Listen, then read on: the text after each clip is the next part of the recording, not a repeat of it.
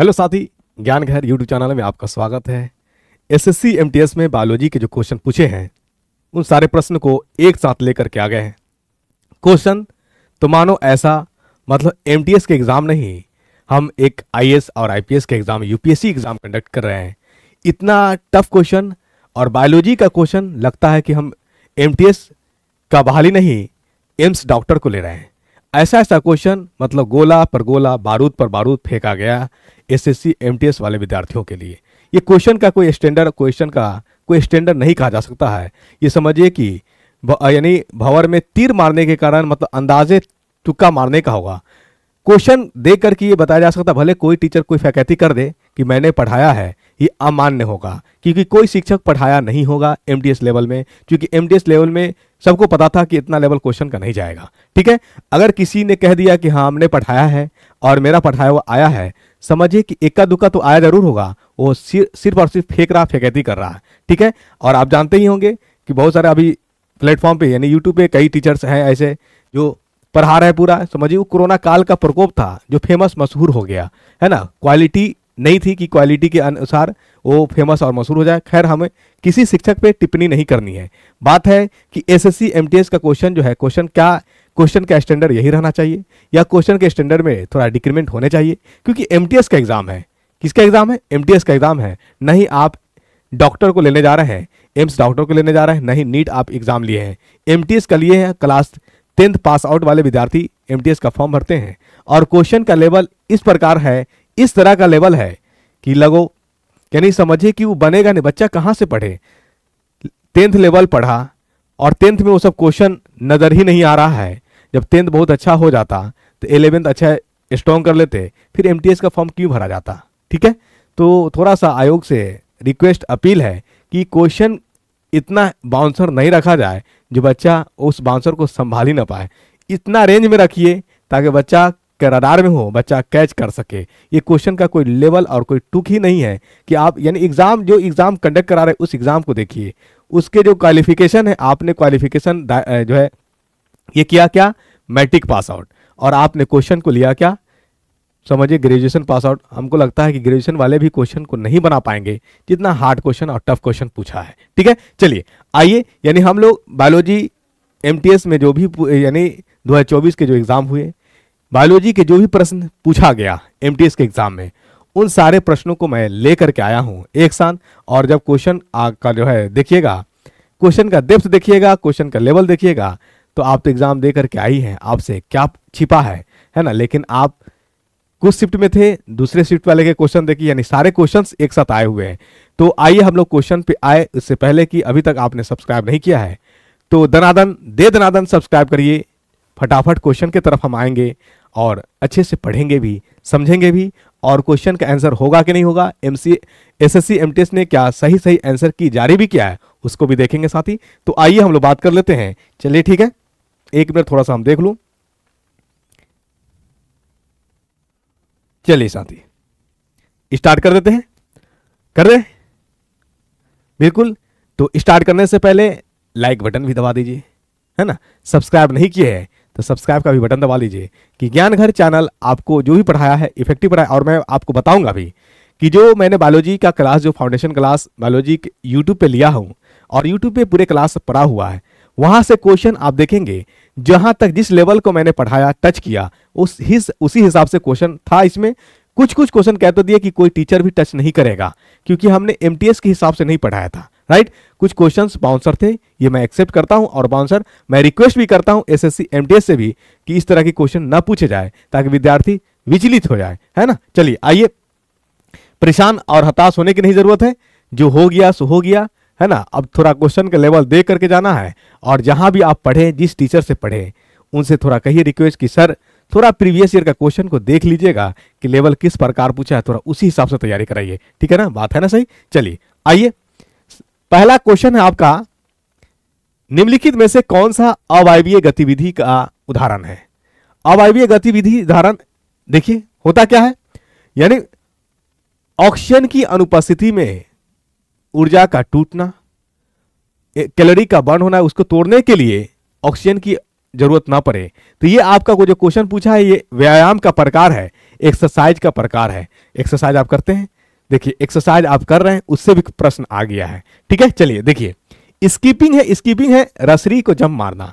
ठीक है, ऑप्शन पहला ऑप्शन है जंपिंग, दूसरा ऑप्शन है स्कीपिंग, तीसरा वॉकिंग है और चौथा है स्विमिंग।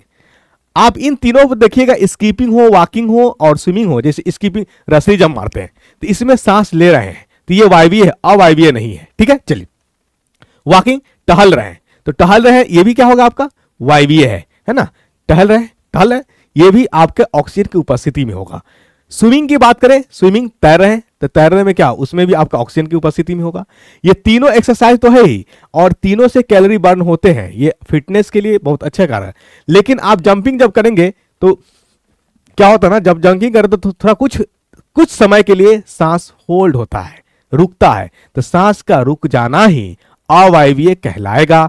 ऑक्सीजन का कनेक्शन टूट जाना ही अवायवीय कहलाएगा। तो इसका सिंपल और साधारण आंसर जंपिंग हो जाएगा। एसएससी एमटीएस ने आंसर अगर दिया है तो ठीक, यानी आंसर क्या हो जाएगा, आंसर हो जाएगा 1। ठीक है साथी, चलिए अगर अच्छा लग रहा है तो लाइक सब्सक्राइब भी करिए ना। चलिए ठीक है, आपकी मर्जी, नहीं इच्छा है तो जबरदस्ती नहीं करना है, जबरदस्ती नहीं करना है। कोई चीजें जबरदस्ती नहीं की जाती है, मनो इच्छा अगर आपकी इच्छा है तो कीजिए, अदरवाइज स्वतंत्र है डिसलाइक करने में भी। दूसरा क्वेश्चन आते हैं, राष्ट्रीय प्रोफिलैक्सिस कार्यक्रम आरपीसी चला था, जिसे 1970 में निम्नलिखित में से किसके समाधान के लिए तत्काल उपचारात्मक उपाय के रूप में शुरू किया गया था। पोषण संबंधी कमियों के कारण होने वाली चिकित्सा स्थितियां, बीमारियां रही है। चलिए उस समय जो राष्ट्रीय प्रोफिबल कार्यक्रम जो चला था 1970 में, ये थोड़ा अंधेपन का, यानी 1 से लेकर के 5 साल के जो वर्ष के जो बच्चे थे उसमें थोड़ा अंधेपन यानी विटामिन ए की कमी आ रही थी। तो उस समय एक अभियान चलाया गया था। कौन सा अभियान चलाया गया था, यानी विटामिन ए जो था ड्रॉप, ओरल ड्रॉप बनाया गया था। ठीक है, ड्रॉप तो ऐसे ओरल ही माउथ में ही दिए जाएंगे और इसे साल में 2 बार यानी 6 महीना पे 1 बार देने का अभियान चलाया गया, जिससे थोड़ा अंधापन ब्लाइंडनेस क्या हो, दूर हो सके। तो ऑप्शन आपका जो है आंसर ब्लाइंडनेस, तो बिल्कुल आपका सही आंसर है। यानी आंसर क्या हो जाएगा इसका भी 1 आंसर हो जाएगा। यानी ये याद रखिए, ये जो था किससे था, ब्लाइंडनेस से रिलेटेड था। विटामिन ए की कमी हो गई थी, कितने वर्ष के बच्चों के, यानी 1 से लेकर 5 वर्ष के बच्चों के बीच में जो विटामिन ए की कमी हो रही थी, जिससे अंधापन हो रहा था। क्या हो रहा था, अंधापन हो रहा था, इसलिए एक अभियान चलाई गई थी। ठीक है ना, विटामिन ए बोलिए ओरल ड्रॉप्स, जिससे क्या हुआ, अंधापन यानी विटामिन ए की कमी को दूर किया गया और इससे ब्लाइंडनेस से, अंधापन होने से यानी ब्लाइंडनेस होने से बचाया गया। ठीक है, चलिए तो अभी तो यानी हम लोग क्वेश्चन ही देख रहे हैं कि क्वेश्चन क्या है, आंसर मिलाना है। इसमें अगर डेप्थ में और जाएंगे तो और बातें खुलेगी, मतलब बात छिड़ेगी तो बहुत दूर तक जाएगी। ठीक है ना, चलिए आइए, इसलिए आंसर को अभी आपको मिलाना जरूरी है। कीटो आहार में निम्नलिखित में से कौन से पोषक तत्वों की मात्रा होती है। देखिए कीटो फूड कहते किसको है, तो समझ लीजिए। कीटो फूड ये 3 फूड का कॉम्बिनेशन है, एक है फैट, ठीक है, एक है प्रोटीन और एक है कार्बोहाइड्रेट। जिसमें कीटो फूड कहते उसको है जिसमें फैट का लेवल ज्यादा होता है, लगभग 70 से 80% फैट होता है। क्या होता है, 70 से 80% फैट होता है। वहीं हम बात करें प्रोटीन की, तो प्रोटीन हो जाता है 20 से 25% और कार्बोहाइड्रेट होता है 5 से 10%। यानी कार्बोहाइड्रेट की मात्रा सबसे कम होगी और वसा का मात्रा सबसे ज्यादा होगा, इसी को कहा जाता है कीटो पोषक तत्व। तो ऑप्शन मिला लीजिए, high amount of fat, carbohydrate in low amounts. यानी पहला ऑप्शन क्या है, only taking high number of vitamin and minerals, ये तो नहीं होगा। दूसरा ऑप्शन क्या है, high protein and fat, carbohydrate नहीं, फैट सबसे ज्यादा होता है, ये भी नहीं होगा। High amount of fat and adequate protein and low carbohydrate, हाँ ये बीच में है, बीचों बीच है, तो एडुकेट कहा जा सकता है। मध्य में प्रोटीन है और सबसे लो क्या है, कार्बोहाइड्रेट है। तो आंसर आपका क्या हो जाएगा, सी इज द करेक्ट आंसर। ठीक है, कीटो फूड क्या होता है तो इसको थोड़ा नोट कर लीजिए। मान ली कि इस एग्जाम में कुछ मार्क्स से आप वंचित रह गए, लेकिन अगला एग्जाम में आप कबाड़ देंगे, फाड़ देंगे, क्योंकि आपके पास अभी तक ज्ञानघर के चैनल नहीं थे, लेकिन अब आपके पास चैनल हो गया ज्ञानघर यूट्यूब चैनल, जहां से जो चीज पढ़ाई जाती है सिलेक्टिव पढ़ाई जाती है और वही चीज पढ़ाई जाती है जो एग्जाम का पॉइंट ऑफ व्यू रहता है, जहां पे एग्जाम में प्रश्न बनता है और पूछे जाते हैं। ठीक है ना, चलिए अभी तक आपने सब्सक्राइब नहीं किया है तो कर लीजिए, मजा आएगा। इरिटेट नहीं कर रहा हूं आपको, कि मैं इसलिए कह रहा हूं क्योंकि जो भी चीज अभी तक पढ़ा, यानी आप इस वीडियो को पूरा देख लीजिएगा, क्वेश्चन मिला लीजिएगा, उसके बाद जो ज्ञान करके यूट्यूब चैनल पे प्लेलिस्ट में जो फाउंडेशन क्लास बायोलॉजी का है वहां आप उस पूरे क्लास को एक बार देख लीजिएगा और वहां से इधर आइएगा, देखिएगा मैक्सिमम क्वेश्चन बनता हुआ नजर आएगा। ये मैंने काम करके बता रहा हूं आपको, यानी पहले फैकल्टी नहीं, काम सारे चीज पड़े हुए वहां से मिला सकते हैं, देख सकते हैं। ठीक है, चलिए आइए, दूसरा क्या है आपका, विषम चुने, रसधानियां, केंद्रक, राइबोसोम, लाइसोसोम, इनमें से विषम चुने। तो आपको सारे के बारे में जानकारी होना जरूरी है। चलिए, राइबोसोम अगर फंक्शन के आधार पर बात करिएगा तो सारे के सारे अलग हैं, तो फंक्शन में आप थोड़ा कुछ झिल्ली मेम्ब्रेनस की बात करिए। राइबोसोम के पास होता है ना, कोई मेम्ब्रेन नहीं होता, नो मेम्ब्रेन। केंद्रक के पास डबल मेम्ब्रेन होता है, मेम्ब्रेन होता है। लाइसोसोम के पास सिंगल मेम्ब्रेन होता है, मेम्ब्रेन होता है सिंगल। लाइसोसोम के पास सिंगल मेम्ब्रेन होता है। वैक्यूल्स के पास भी आपका मेम्ब्रेन होता है, डबल मेम्ब्रेन। अब यहां देखिए साथी, इन तीनों में दिए गए ऑप्शन में ये तीनों, न्यूक्लियस की बात करो, लाइसोसोम्स की बात करो, वैक्यूल्स की बात करो ना, यानी केंद्रक, ठीक है, लाइसोसोम्स और वैक्यूल्स, रसधानियां, इन तीनों में मेम्ब्रेनस झिल्ली पाए जाते हैं, जबकि राइबोसोम में नहीं पाया जाता है। तो इन तीनों में जो है भिन्न हमारा कौन हो जाएगा, राइबोसोम। आंसर क्या हो जाएगा, आंसर हो जाएगा ए, एक। समझ में बात आई, यानी न्यूक्लियस राइबोसोम मेम्ब्रेनस के आधार पे डिफरेंट है, फंक्शन के आधार पे तो ओवरऑल चारों अलग है, डिफरेंट है। मेम्ब्रेन्स की बात करें तो तीनों में, न्यूक्लियस, लाइसोसोम्स और वैक्यूल्स में मेम्ब्रेन्स पाए जाते हैं, जबकि राइबोसोम में मेम्ब्रेन्स नहीं पाया जाता है, मेम्ब्रेन्स लेस सेल ऑर्गेनेल्स है। ठीक है, चलिए आंसर मिलाते चलिएगा, है ना, दिक्कत नहीं करना है, दिक्कत नहीं करना है। अब आप जैसे ये वाला क्वेश्चन की बात करिए, आप सोचिएगा कीटो पोषक तत्व क्या होता है, देखिए कीटो डाइट, तो आप सोचिएगा कि किताब में मिल जाए, ये संभव नहीं है। ये टीचर की जिम्मेदारी होती है, जब वो पोषण न्यूट्रिशन पढ़ा रहे हो तो समझा दे, ठीक है ना।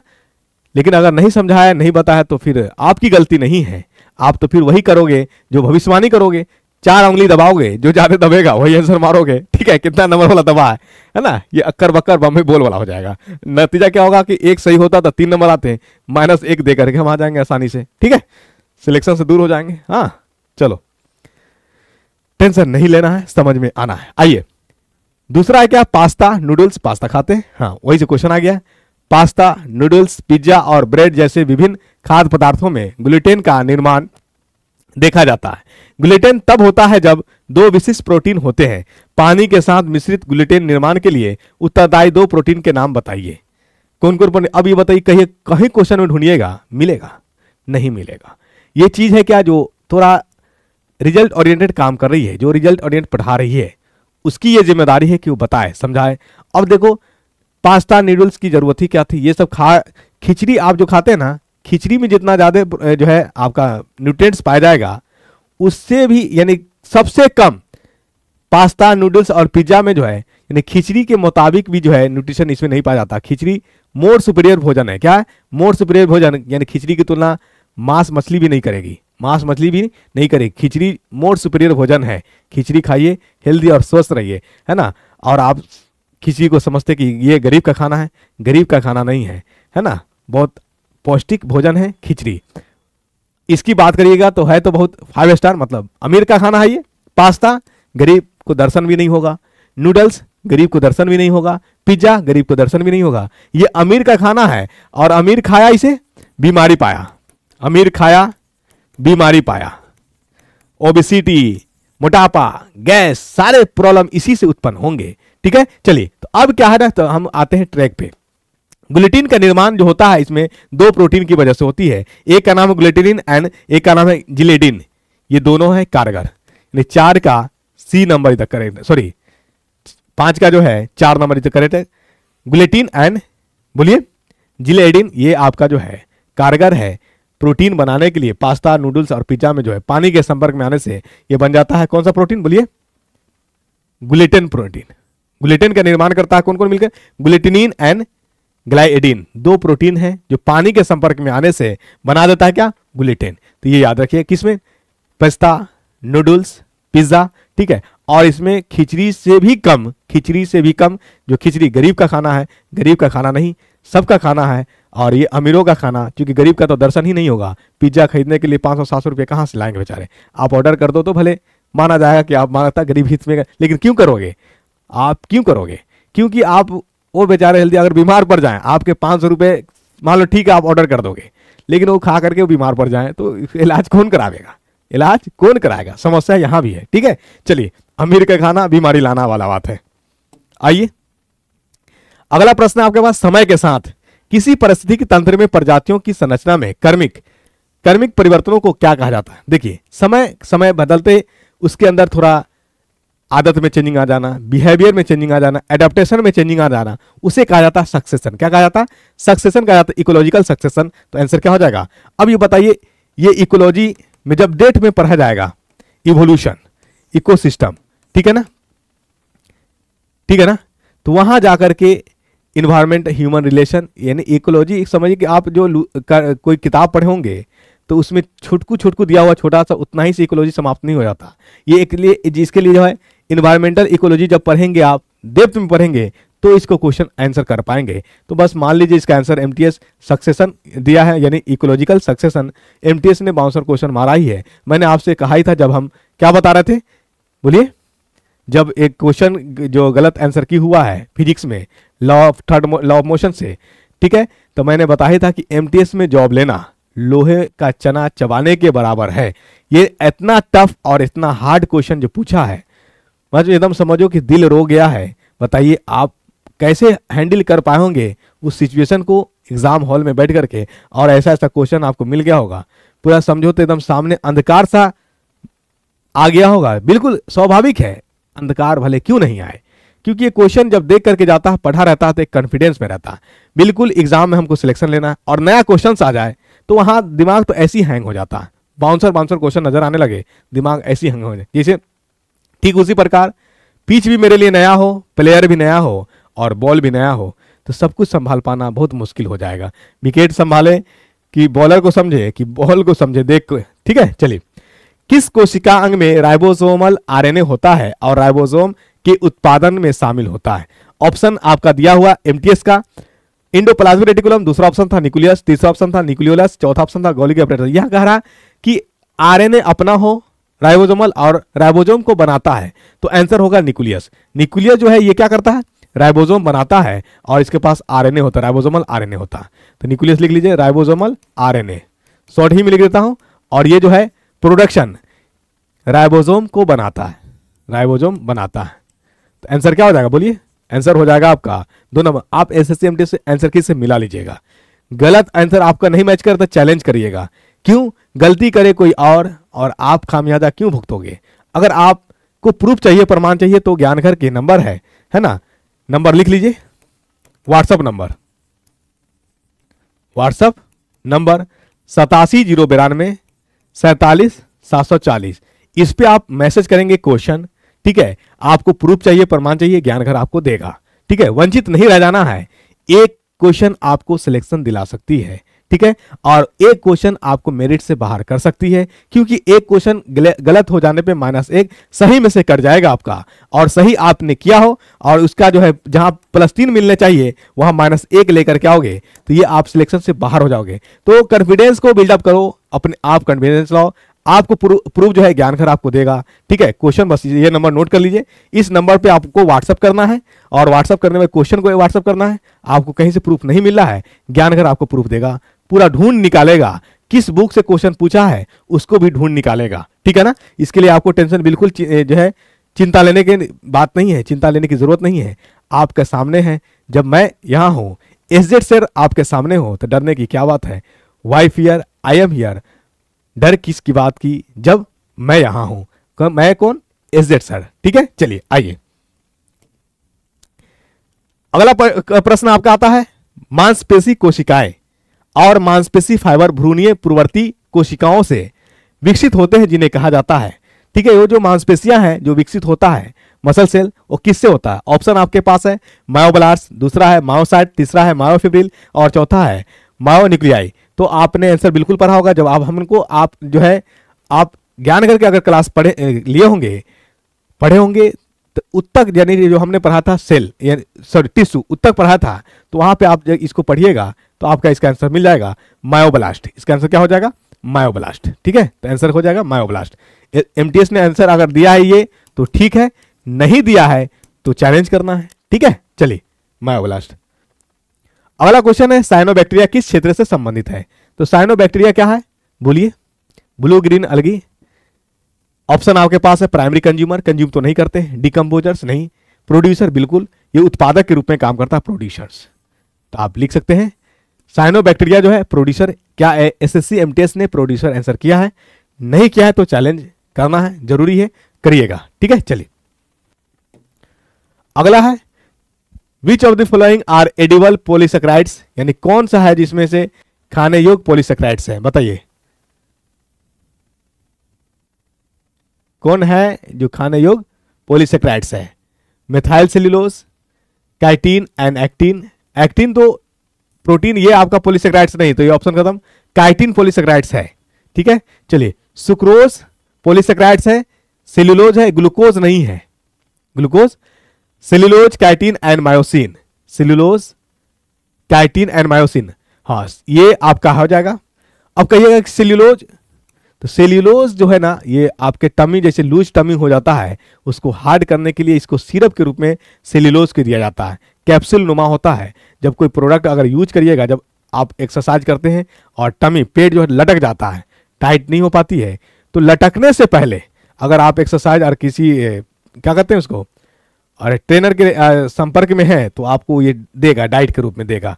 तो आप सेल्यूलोज, काइटिन और मायोसिन ये सारे के सारे पॉलीसेकेराइड्स हैं और इसे यूज किया जाता है एडिबल के रूप में, इसे खाया जाता है। तो आंसर क्या हो जाएगा? 3 इज द करेक्ट आंसर। आपको देख लेना है एमटीएस ने आंसर दिया है या नहीं दिया है। मैं बार बार आपसे कह रहा हूं क्योंकि आपका सिलेक्शन हो, इसके लिए मैं दिन रात आपके प्रति प्रयासरत हूं, मेहनत करता हूं, कोशिश करता हूं कि क्या कंटेंट बताऊं, क्या पढ़ाऊं जो आपको डायरेक्ट क्वेश्चन एग्जाम में देखने को मिले। और आप भोले भाले हैं, मेहनत करते हैं, प्यारे प्यारे बच्चे हैं। Love you all my dear students.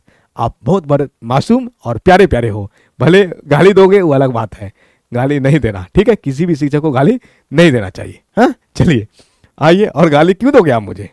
गाली क्यों दोगे? अच्छी अच्छी बातें, कंटेंट आपके जो जानकारी के लिए वही चीजें तो हम बताने के प्रयास ही कर रहा हूं। चलो question, according to sympatric speciation the rising of a new species occurs when.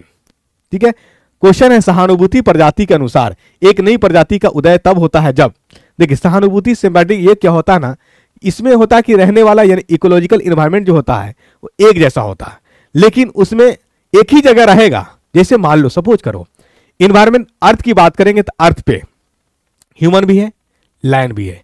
ठीक है, एक बैरियर मान लीजिए। अब आपके सामने जो होगा अर्थ पे ह्यूमन जो होगा किसको लेगा? वेजिटेबल सब्सटेंस को लेगा। लैंड किसको लेगा? बोलिए, लैंड किसको लेगा? लैंड लेगा एनिमल्स को।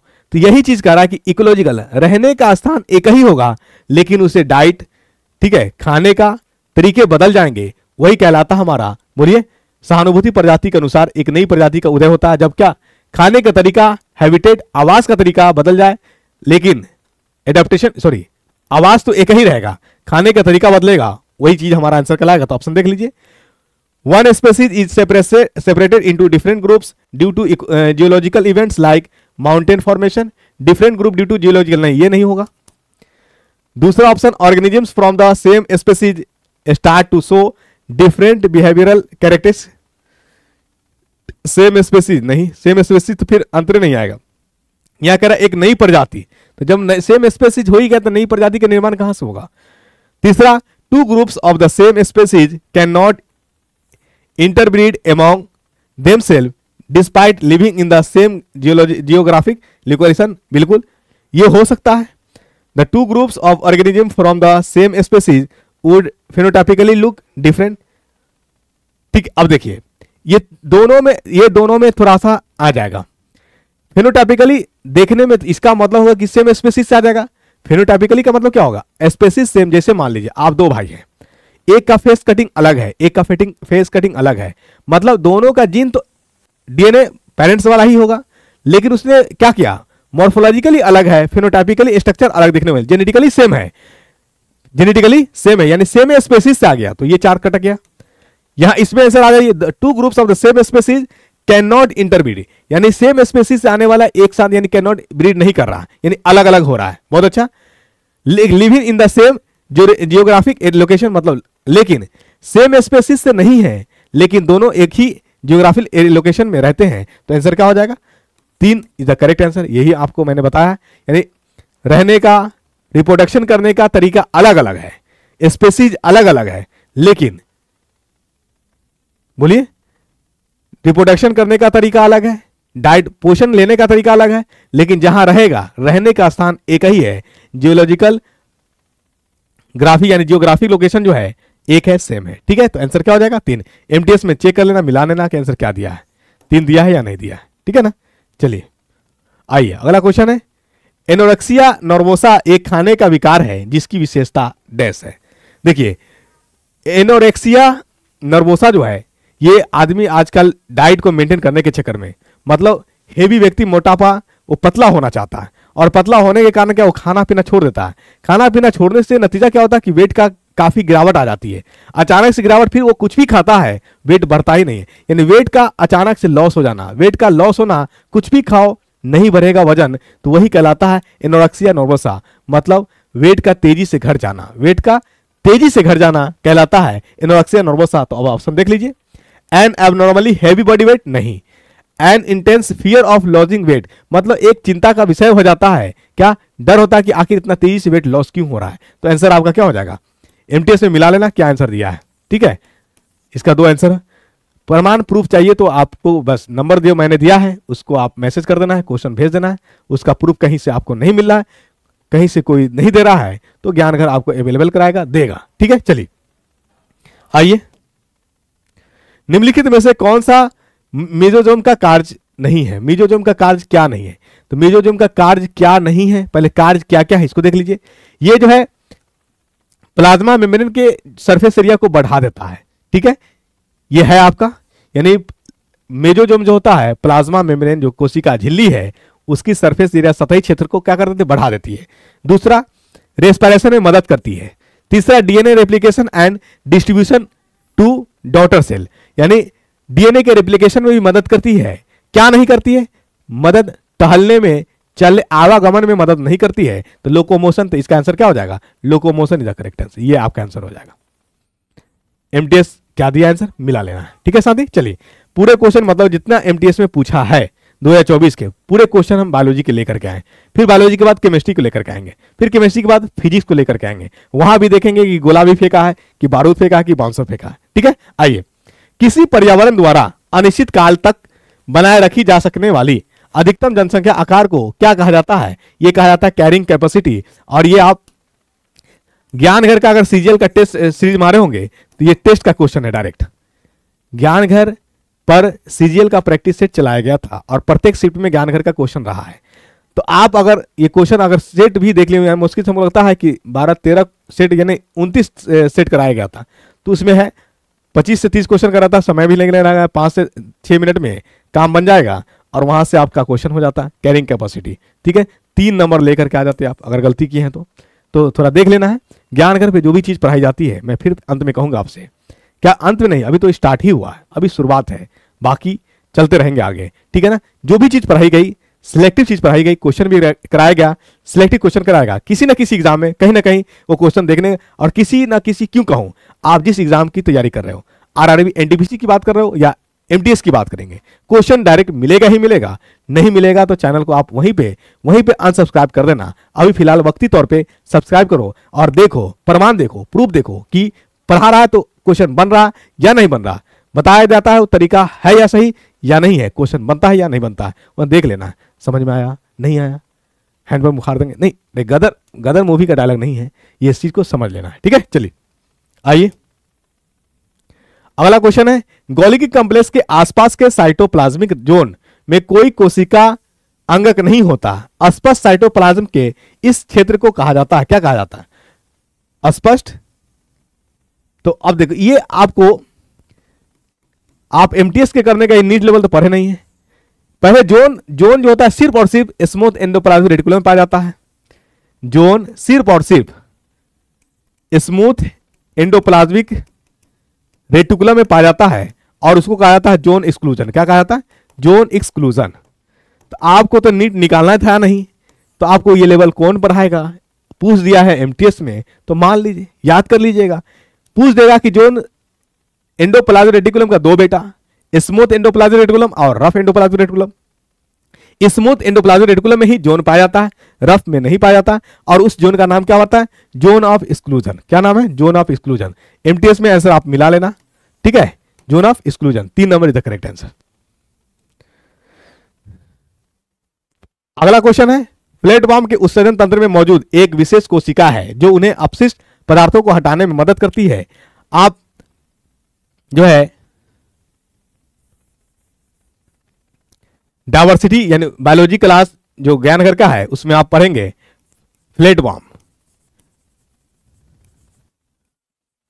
है ना, फाइलम ऑफ फ्लैटवर्म। जब आप पढ़ेंगे तो वहां पे आपको ये बहुत विस्तार से पढ़ाया हुआ है कि उत्सर्जी अंग कौन होता है। उत्सर्जी अंग का क्या नाम था? ज्वलन कोशिका, फ्लेम सेल। तो आप जो है ज्ञानगर थोड़ा देख लेते हैं आप जाकर के, तो वहां से भी क्वेश्चन बन जाता है। डायरेक्ट क्वेश्चन था, मैंने बोल्ड करके लिखा है, किसी याद करके जाओगे किसी न किसी एग्जाम में आपको देखने को मिल जाएगा, ठीक है। मैं आपको चिन्हित इसलिए करते चला जा रहा हूं ताकि आपको आभास हो सके कि रियल मानों में ज्ञानगर जो पढ़ाता है वही एग्जाम में आता भी है, ठीक है ना।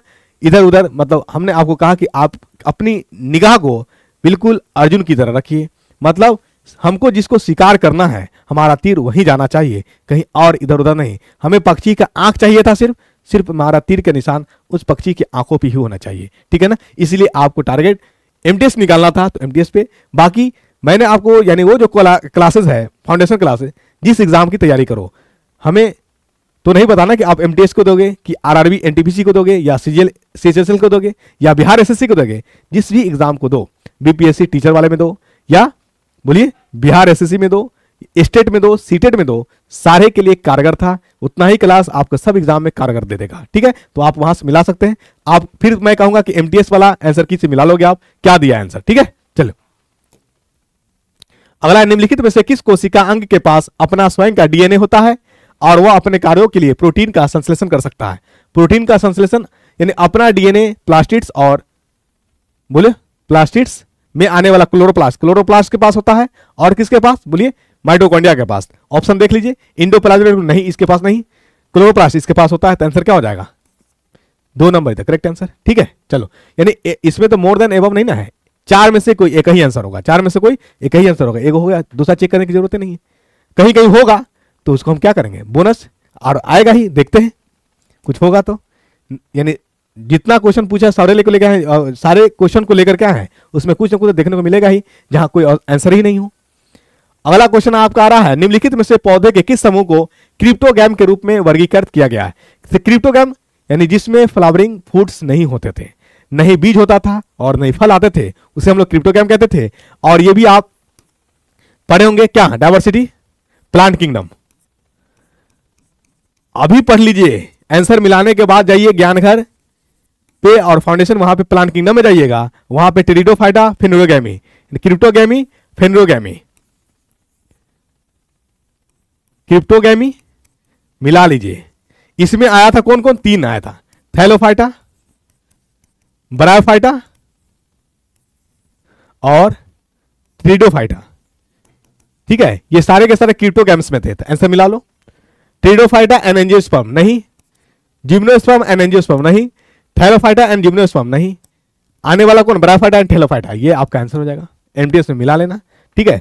सारे चीज यानी ये भी क्वेश्चन आपका कराया हुआ है, पढ़ाया हुआ पढ़ने, यानी क्वेश्चन के नहीं कह सके, ये क्वेश्चन क्लास के रूप में पढ़ाए हुए हैं, तो आप पढ़ लेते तो ये क्वेश्चन आसानी से चुरा ले आते हैं, ठीक है। +3 मार्क्स ले आते हैं। एक बार देखना, लेकिन आपको क्या है कि आप जाओगे उस साइट पे जहां व्यूअर मिलियन में है, लेकिन आप याद रखो ये क्वेश्चन आप पूरे क्वेश्चन लेकर के जाओ जिसके व्यूअर मिलियंस में है, और कहो कि सर आप बायोलॉजी तो पढ़ाते ही हैं, केमिस्ट्री भी पढ़ाते हैं, फिजिक्स भी पढ़ाते हैं, इन सारे प्रश्न का हल जो है हम लोग के सामने में करिए, पसीना छूट जाएगा, नहीं करेगा।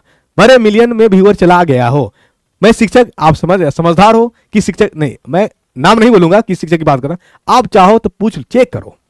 ऐसे शिक्षक को तो चेक करना ही नहीं चाहिए, लेकिन आपको पता चल जाएगा कौन फेंकती है ना, कौन ईमानदार। वो कोरोना काल का प्रकोप था, क्या था?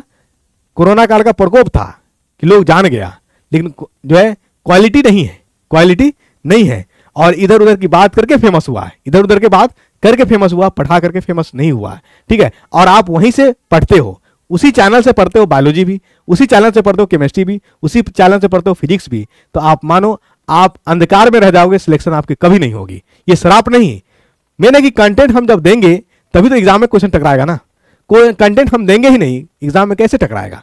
वो रटी रटी वाली क्रिएटिव माइंड बनना पड़ेगा, आपको क्वेश्चन एनालाइज करने आना चाहिए, क्वेश्चन क्या बन सकता है, क्वेश्चन क्या बनाया जा सकता है। जब तक आपको क्वेश्चन बनाने नहीं आएगा आप क्वेश्चन का आंसर सही नहीं करोगे, ठीक है ना। चलिए, तो आप मिलियन व्यूअर की तरफ मत जाइए, एक ही भी जो है व्यूअर मिलियन में कन्वर्ट होगा। जहां कम व्यूअर है वहां थोड़ा देख लीजिए कि कंटेंट बात सही दे रहा है कि नहीं दे रहा। अगर कंटेंट सही दे रहा है तो आप जुड़ जाइए, नहीं कंटेंट दे रहा तो स्किप करिए, ठीक है ना। कंटेंट अगर आपके काम का है, आपके लाभकारी का है तो जरूर जुड़िए, नहीं तो फिर मिलियन व्यूअर में जाइए, यही सब क्वेश्चन नहीं बनेगा। और ये आपसे तो क्या, आप जहां से पढ़ रहे हैं जिस मिलियन व्यूअर से वहीं ले जाइए, कहिए कि सर मेरे सामने में डिस्कशन करिए सारे क्वेश्चन का, पसीना छूट जाएगा, आंसर नहीं दे पाएगा, है ना, आंसर नहीं दे पाएगा, ठीक है ना। चलिए आइए, अगला क्वेश्चन है, एस्केपोफोरा मोलस्का में डेंटलियम की प्रजातियां को सामान्यतः किस नाम से जाना जाता है। तो ये भी कराया हुआ है आपका, वहां क्लास देख लीजिएगा। इसको कहा गया था टस्क सेल, क्या कहा गया था, टस्क सेल। तो आंसर क्या हो जाएगा, टस्क सेल। एमटीएस में मैं बार बार आप कह रहा हूं कि एमटीएस में आपको आंसर मिलाना है, एमटीएस वाला से आंसर से मिला लेना है, मिला लेना है, मिला लेना है, मिला लेना है, चापाकल उखाड़ना नहीं है, आंसर मिलाना है। आंसर मिला, आंसर है तो ठीक, बहुत अच्छा, नहीं अगर गलत दिया है तो आप सिलेक्शन से वंचित क्यों रहोगे, आप चैलेंज करोगे, उसका प्रमाण ज्ञानघर आपको देगा।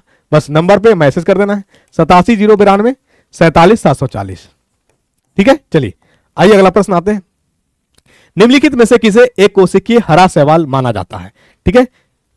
ये भी क्वेश्चन मैंने सवाल का पूरे एग्जाम्पल मैंने लिखा है, एकदम पूरे, हरा सवाल, भूरा सवाल, लाल सवाल, सब में लिखा है, कौन कौन आया नहीं है। और हरा सवाल में आप देखिएगा ब्लू सवाल, सॉरी ग्रीन सवाल, ब्लू ग्रीन अलगी सवाल, वहां पे मैंने लिखा था क्लेमाइडोमोनस, क्या लिखा था, क्लेमाइडोमोनस। ये भी आप जाकर के थैलोफाइटा, मैंने जहां पढ़ा था थैलोफाइटा जिसमें आया था अलगी सवाल, उसको पढ़ेंगे आप, पूरे क्लास यूट्यूब पे है पढ़ा हुआ, आप चेक करो, पढ़ो, समझो दिया है कि नहीं दिया।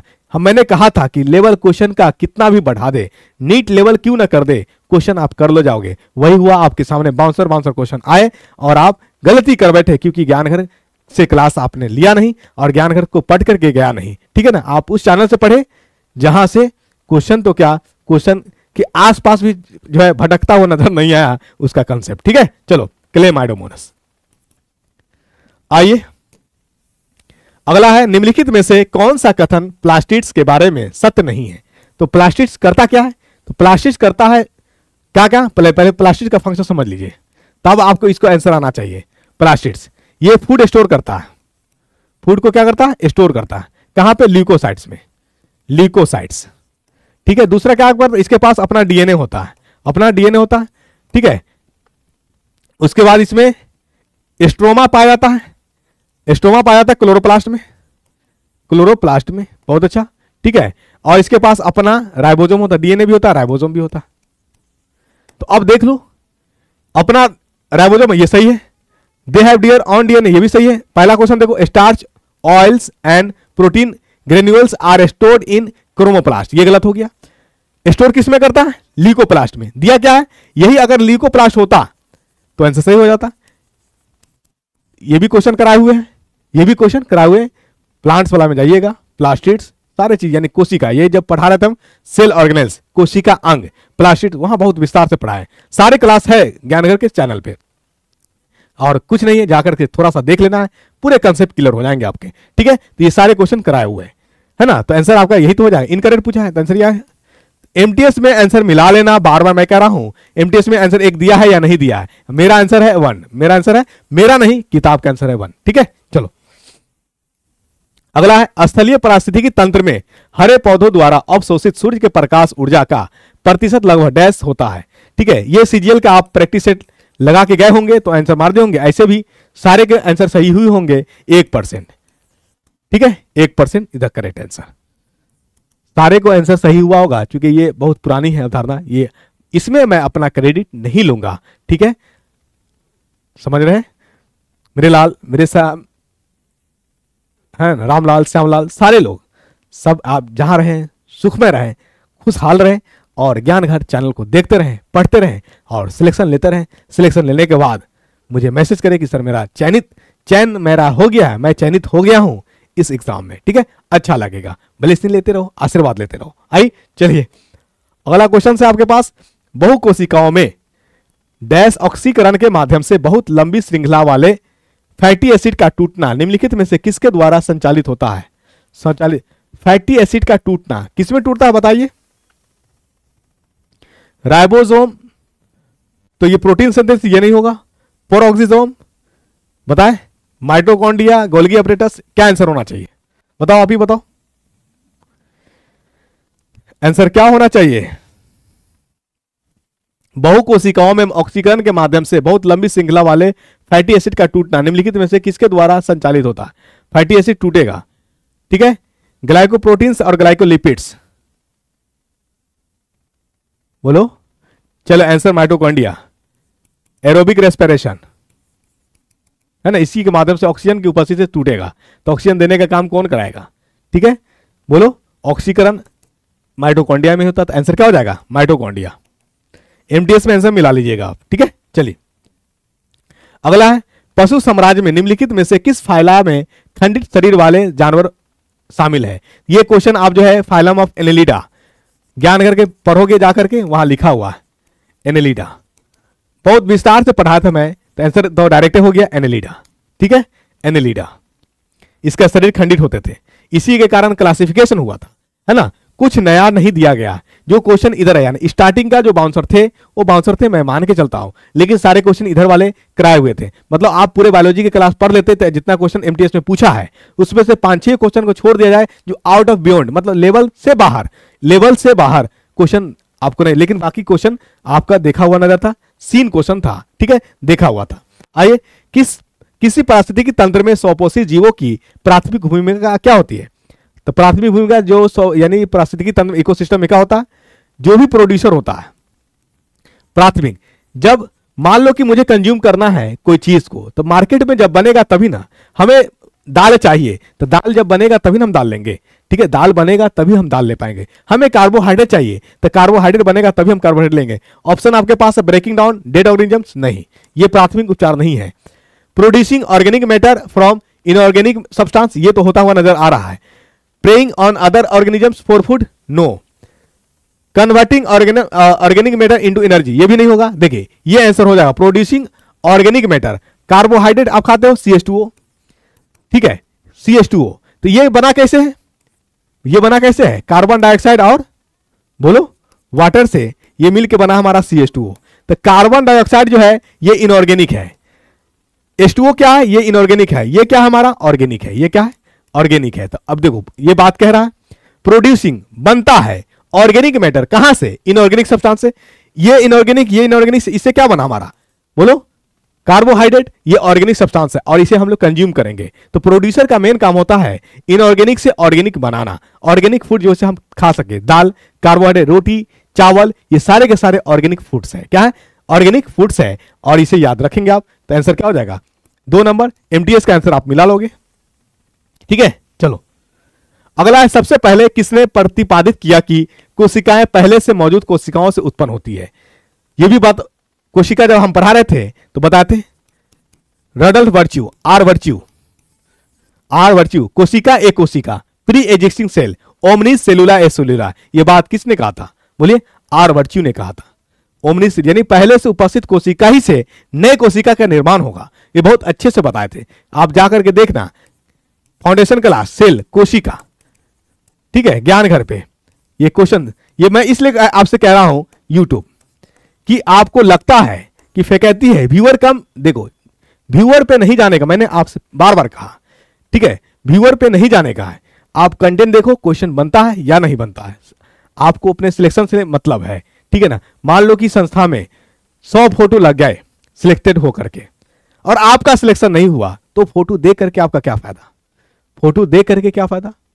तो किसी भी एग्जाम में सिलेक्शन कोई शिक्षक किसी को दिला नहीं सकता है, विद्यार्थी को खुद सिलेक्शन लेनी पड़ती है। बड़े बड़े फैकल्टी बोल कर कहते हैं हमने सिलेक्शन दिलाया है, ये मूर्ख है, ये मूर्खता की बात है। सिलेक्शन कोई दिला ही नहीं सकता। अगर सिलेक्शन दिलाना किसी शिक्षक के हाथ में होता या उसके चाहने से सिलेक्शन होता तो वो पढ़ा रहा हजारों का बैच, हजारों बच्चा का सिलेक्शन उसका होता, लेकिन होता कितना, एक बच्चा का। मतलब क्या हुआ कि उसके अख्तियार में कुछ नहीं है सिलेक्शन दिलाना। सिलेक्शन जब भी होगा बच्चे के अपने मेरिट से होगा, अपने मेहनत से होगा। इसलिए आप पढ़ोगे तभी सिलेक्शन पाओगे।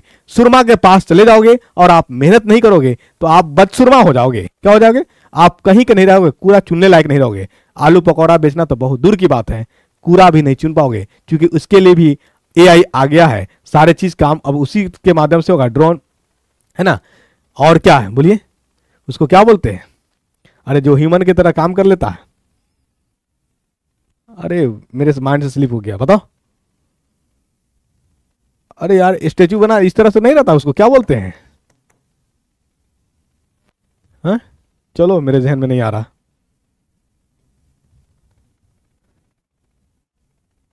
चलिए अगला क्वेश्चन आपके पास, निम्नलिखित में से कौन सा विकल्प कॉलम ए से कॉलम बी से सही ढंग से लिखा है।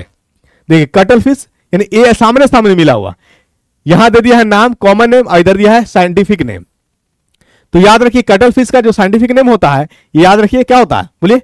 कटल फिश का साइंटिफिक नेम होता है सेपिया। क्या होता है, सेपिया। तो यहां तो दिया नहीं है सामने, ये भी मैच नहीं है, बहुत अच्छा। सिल्वर फिश का साइंटिफिक नेम होता है, सिल्वर फिश का साइंटिफिक नेम होता है लेप्सिमा। अरे यार लेपिसमा मिटा देता हूं। कैटल फिश का साइंटिफिक नेम होता है, कैटल फिश का साइंटिफिक नेम होता है, क्या होता है बताइए। सेपिया। और सिल्वर फिश का साइंटिफिक नेम होता है लेपिस्मा मिला लेना। और डेविल फिश का साइंटिफिक नेम होता है मोबुला।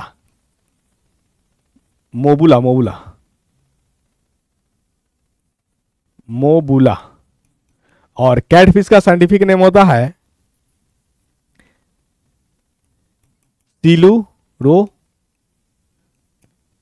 सिलोरियोफॉर्म्स। अब मिलाओ देखो, कैटल फिश का होना चाहिए सेपिया, यहां सी में दे दिया किसका, डेविल फिश का, तो ये मिस मैच है, ये भी मिस मैच। सिल्वर फिश का होना चाहिए लेप्सिमा, ये मोबुला दिया, ये भी मिस मैच है। डेविल फिश का होना चाहिए मोबुला, ये दिया सेपिया, मिस मैच है। और कैट फिश का होना चाहिए सिल्वरफिरस, यहां दे लेपिस्मा, मिस मैच है। तो ये आपका आंसर एमटीएस, क्योंकि एक नन ऑफ दिस तो है नहीं मिलाना। एमटीएस में अगर कोई भी आंसर दिया होगा तो ये हो जाएगा गलत आंसर। एमटीएस ने कुछ भी आंसर जारी किया होता आंसर गलत होगा, इसको आंसर मिलना चाहिए बोनस। नो एनी आंसर, इसमें कोई आंसर नहीं है, नो एनी आंसर। इसमें 4 नंबर मिलना चाहिए एमटीएस वाले को जो छोड़ा है। ये आपका बाउंसर क्वेश्चन, यानी आप चैलेंज करोगे।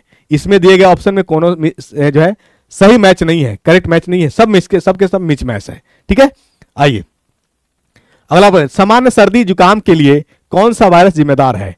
तो सर्दी और जुकाम के लिए कौन सा वायरस जिम्मेदार है, राइनो वायरस। बिल्कुल इसका आंसर मिला लोगे आप, राइनो वायरस कहते हैं। ठीक है, चलिए मेसोडर्म से आच्छादित शरीर गुहा को आप क्या कहते हैं। तो हम जब पढ़ा रहे थे बॉडी कैविटी, क्या पढ़ा रहे थे, बॉडी कैविटी। डायवर्सिटी के अंदर ही सोएलम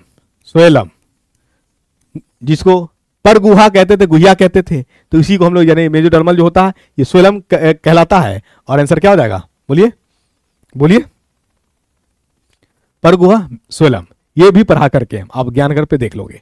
ठीक है, सारे के सारे जो है जो मैं बोल रहा हूं ये सब 3 क्वेश्चन है, और मैं बोल्ड किया था कि ये सब क्वेश्चन बनेगा। ठीक है, आइए, the process by which a water body gradually becomes enriched with nutrients and minerals, mainly phosphorus and nitrogen, leading to enormous growth of algae on the surface of the water, thus decreasing the amount of dissolved oxygen in the water, is known as। इसे क्या कहा जाएगा, इट्रोफिकेशन कहा जाएगा। इट्रोफिकेशन है ना, अलगी का होना, नाइट्रोजन ऑक्सीजन का यूज पड़ता है, ये कहलाता है इट्रोफिकेशन। क्या कहलाता है, शैवाल का होना इट्रोफिकेशन कहलाता है। इसके लिए नाइट्रोजन जरूरत हो जाती है। ठीक है, तो आंसर एमटीएस में आप मिला लोगे, दिया है कि नहीं दिया, इट्रोफिकेशन। ठीक है, आइए, निम्नलिखित में से जीवों का कौन सा समूह समुद्र के अम्लीकरण के प्रति अधिक संवेदनशील है। दिए गए ऑप्शन में मैरीन मैमल्स नहीं, मैरीन रेप्टाइल्स नहीं, मैरीन एल्गी नहीं, कैल्सिफाइंग ऑर्गेनिजम्स, बिल्कुल ये आपका सही हो जाएगा। इसी में आ जाएगा मोलस्का। मोलस्का जिम्मेदार है इसका, मोलस्का जिम्मेदार है अम्लता के लिए। मोलस्का जिम्मेदार है किसके लिए, बोलिए किसके लिए, अम्लता के लिए। ठीक है, सेशन अच्छा लग रहा है, समझ में आ रहा है कि नहीं आ रहा, आंसर मिला लेना है। ठीक है, चैलेंज करने के लिए भी आपको ऑप्शन दिया गया है, मैसेज करेंगे, क्वेश्चन भेजेंगे, जिसका प्रमाण नहीं मिला ज्ञानगर आपको देने का प्रयास करेगा, देगा। ठीक है, और आप चैलेंज करो, 3 नंबर आया हुआ को गंवा दोगे -1 में, क्यों? अगर ऐसा चैलेंज नहीं करोगे तो दिक्कत में आप पड़ जाओगे, सिलेक्शन से दूर हो जाओगे। तो सारे चीज अच्छे लग रहे हैं तो लाइक का बटन भी दबाइए, सब्सक्राइब भी करिए, अपने साथियों को भी शेयर करिए फटाफट करिए। तो देखते हैं 2 मिनट के अंदर कितना जो है भेज पाते हो। जल्दी जल्दी शेयर, हाँ जल्दी जल्दी। अगर आप नहीं लाइक करोगे तो मैक्सिमम लोगों तक कैसे पहुंचेगा ज्ञानघर चैनल? माध्यम होना चाहिए। आप बताओगे आपको अच्छा लग रहा है तो उन्हें भी लाभ हो सके। हमेशा लाभ की हित सोचिए, आपसे किसी का कल्याण हो जाए, किसी का भला हो जाए। ठीक है, चलिए अगला है एनोरेक्सिया नर्वोसा किशोरों में खाने का एक विकार है। यहां शरीर का वजन बताइए। अभी मैंने बताया कि घट जाता है, लॉजिक ड्रेस्टिकली एकदम अचानक से घट जाना। ठीक है, और ये जो है वजन का घटना खास करके पुरुष के मुताबिक महिला में ज्यादा है। ठीक है, वो थोड़ा एकदम अपने आप को क्या स्लिम करने के चक्कर में क्या होता है कि बहुतरे कुछ खाना ही छोड़ देती है, बहुतरे कुछ खाना ही छोड़ दी, जिसके कारण पूरे स्लिम हो जाती है। और क्या होगा, बीपी डाउन हो जाना, बीपी डाउन हो जाएगा। दूसरी बात क्या, उसके मेंस्ट्रुएशन बंद हो जाएंगे, मेंस्ट्रुएशन बंद हो जाएगा तो इनफर्टिलिटी, मतलब बच्चे नहीं होंगे, और बच्चे जब नहीं होंगे इसका मतलब सेक्स डिजायर में कमी आ जाएगी, यौन इच्छा कमी आ जाएगा, है ना। खास करके महिलाओं में ये समस्याएं उत्पन्न होती है, देखने को मिलती है, क्योंकि वो स्लिम देखने के चक्कर में वजन को घटाते इतना घटा देता है कि वजन बढ़ता ही नहीं है ना। तो क्या क्या कारण हो सकते हैं इसको देख लीजिए महिला में, है ना। अगर 10 महिला है जिसमें से 5 जो है महिला इसके शिकार हैं, बीपी डाउन, वेट का लॉस, है ना, मेंस्ट्रुएशन में प्रॉब्लम, समस्याएं उत्पन्न, यही सब कारण है। ठीक है, चलिए इसीलिए अगर डाइट भी कर रहे हैं तो किसी डाइटिशियन के कंसल्ट में करें, किसी डॉक्टर से पूछ करके करें, अपने से सारा चीज खाना ही नहीं बंद कर दीजिए, दिक्कत में पड़ जाइएगा। ठीक है, निम्नलिखित में से कौन सा सैलमेंडर और घर की दीवार पर रहने वाली छिपकली के बीच उनके निवास स्थान के अलावा अंतर का आधार हो सकता है? ये भी मैंने रेप्टाइल्स, जो फाइलम रेप्टाइल्स मैंने पढ़ाया था, ठीक है, क्लास रेप्टाइल्स में, तो उसमें आपने देखा है ना, क्या देखा बुलाइए, रेप्टाइल्स में आया था लिजार्ड छिपकली और सेलमेंडर, दोनों रेंगने ही वाला है सेलमेंडर, लेकिन इसका जो त्वचा था सूखा था, ड्राई, और इसका जो था ये क्रैम्प था, यानी मॉइस्चर कहिए और होल्ड कहिए, इसमें जो है था त्वचा क्या चिमटा टाइप का था। किसका था? Scales on the skin. तो आप कह सकते हैं चिमटा, त्वचा पे चिमटा का होना, यही आपका आंसर था। इसका भी अगर क्लास देखना चाहते हैं तो आप रेप्टाइल्स में चले जाइए ज्ञानघर पे और ये देख लीजिए, पढ़ लीजिए, पूरे विस्तार से पढ़ाए हुए सेलमेंडर क्या होता है, छिपकली क्या होता है ना, पूरे विस्तार से देख लीजिएगा। वहीं पे मैंने बताया था कि जितने भी रेंगने वाले हैं सभी में 3 चेंबर्स हार्ट होता है, लेकिन मगरमच्छ, क्रोकोडाइल, उसमें 4 चेंबर हार्ट होता है, बट इनकम्प्लीटेड होते हैं। इसको थोड़ा एक बार देख लीजिएगा, क्या करिएगा, देख लीजिएगा, और ये बताया हुआ सारे चीजें है ना। चलिए अगला है आपका शैवाल झींगा। मछली पक्षी के खाद्य श्रृंखला में यदि पक्षी पर उपलब्ध ऊर्जा 4 kg है तो झींगा पर उपलब्ध ऊर्जा क्या होगा? यानी शैवाल से शुरू है, शैवाल, झींगा, पक्षी, सॉरी मछली भी है ना, मछली, पक्षी, इस पे कह रहा है 4 किलो जूल है। तो इसका मतलब हमने क्या बताया था आपको, जब भी एनर्जी का ट्रांसफर होता है इसमें जितना उपस्थित होता हो उसके 10% कम। मान लेते हैं इसमें 40 रहा होगा, तो 40 का 10% कितना होगा? मानना क्या है, 40 का 10% ही 4 होगा, इसका मतलब इसमें 40 होगा। अब यहां 40 आया तो इसका यानी इसका 10% इसमें कितना होगा बताइए, बोलो। इसमें 10% कम होगा इसका, इसमें, और इससे इसमें 10% ज्यादा होगा, तो 40 का 10% ज्यादा कितना हो जाएगा? 400। तो झींगा में पूछा तो झींगा में कितना हो जाएगा? 400 किलो जूल, 400 किलो जूल। ठीक है, एनर्जी का ट्रांसफर हमेशा 10% कम होकर के जाता है। यानी इसमें जो है 10% कम नहीं कहिए, इसमें जो उपस्थित होगा इसका 10% इसमें जाएगा, इसमें जो उपस्थित होगा इसका 10% इसमें जाएगा, इसमें जो उपस्थित होगा इसका 10% इसमें जाएगा। तो इसका मतलब इसमें 40 होगा, 40 का 10% 4 हो गया। इसमें जब 40 आया है तो 4 जो है 400 का 40% कितना हो जाएगा, सॉरी 400 का 10% 40 हो जाएगा। अब 400 इसमें आया है तो इसमें अगर पूछ सवाल में पूछ देता तो कितना हो जाता, 4000 हो जाता। 4000 का 10% कितना, 400 होता। तो ये थोड़ा श्रृंखला ये याद रख लेना था, ठीक है। एमटीएस में आंसर मिला लीजिएगा आप। आइए अगला है, सेलुलर घटकों और अणुओं को तोड़ने और पुनर्चक्रण के लिए कौन सी सेलुलर संरचना जिम्मेदार है, बताओ।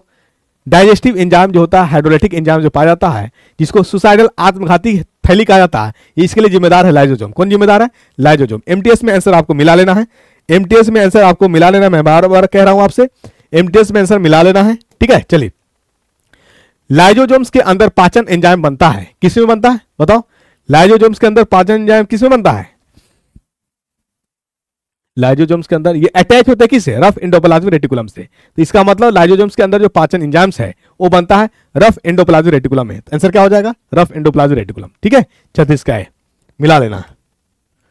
हृदय में कक्षों की संख्या के आधार पर निम्नलिखित में से बेजोड़ का चयन करिए।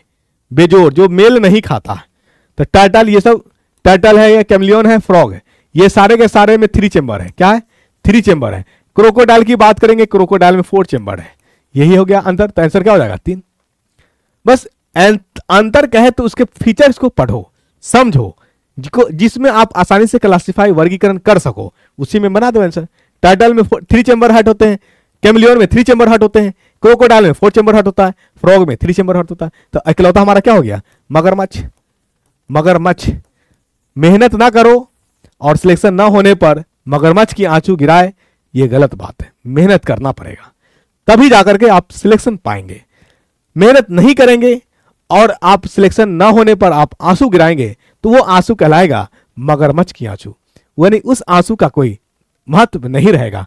मतलब आप लोगों को दिखाने के लिए रो रहे हैं, हकीकत में आप हंस रहे हैं, क्योंकि आपने जैसा चाहा वैसा ही हुआ। आपने चाहा कि सिलेक्शन नहीं हो क्योंकि आपने मेहनत नहीं किया, ठीक है। इसलिए जो हुआ उसे भूल जाइए, आगे की रणनीति को तैयार करिए, कैसे क्या करना है नहीं करना है, इंतजार करेंगे, फिर वही समय आएगा, फिर निराशा हाथ लगेगी। इसलिए इंतजार करना नहीं है, जो है अभी से लग जाना है, मेहनत करना है और सिलेक्शन लेकर रहना है, ठीक है। चलिए अगला है, अरस्तु द्वारा जानवरों को वर्गीकृत करने के लिए निम्नलिखित में से किस विशेषता का उपयोग किया गया था, यानी फादर ऑफ बायोलॉजी अरिस्टोटल। मैंने ये भी क्वेश्चन करा करके हूं, ये हैबिटेट आवास के आधार पर अलग किया था। कौन कहां रहेगा नहीं रहेगा, आवास के आधार पर अरस्तु ने, फादर ऑफ बायोलॉजी अरस्तु, ये अलग किया था, ठीक है। अरिस्टोटल जिसको कहते हैं आप, तो आप आंसर कर सकते हो हैबिटेट। क्या हो जाएगा आंसर, 3 नंबर। तो आप आंसर एमटीएस में मिला लोगे। एमटीएस वालों ने क्या दिया है, एमटीएस वालों ने क्या दिया है, आंसर मैं आपको बता दिया है, हैबिटेट आवास। प्लागरा एक कमी से होने वाला रोग है जो आमतौर पर निम्नलिखित में से किस पोषक तत्व की कमी के कारण होगा। प्लागरा, तो देखिए पोषक तत्व प्लागरा किसके कारण होता है बताइए, विटामिन B3 के कारण होता है। तो विटामिन B3 तो दिया नहीं इसमें, ऑप्शन है आपके पास विटामिन ई, नियासिन, आयोडीन। इसका मतलब अनदर नेम होगा, तो विटामिन B3 का अनदर नेम होता है, बोलिए नियासिन। क्या होता है, नियासिन। तो आंसर क्या हो जाएगा बोलो, आंसर हो जाएगा आपका 2 नंबर, आंसर हो जाएगा 2 नंबर, इधर करेक्ट आंसर, ठीक है। चलिए तो फटाफट क्वेश्चन कर रहे हैं हम लोग, फटाफट एक्सप्लेनेशन सुन रहे हैं, तो फटाफट सब्सक्राइब भी होना चाहिए और फटाफट चैनल शेयर भी होना चाहिए, दोस्तों तक जाना भी चाहिए। आपके पास कांटेक्ट नंबर है 500 और अभी तक आपने किसी को भेजा नहीं है, ये बहुत नाइंसाफी कर रहे हो, हैं?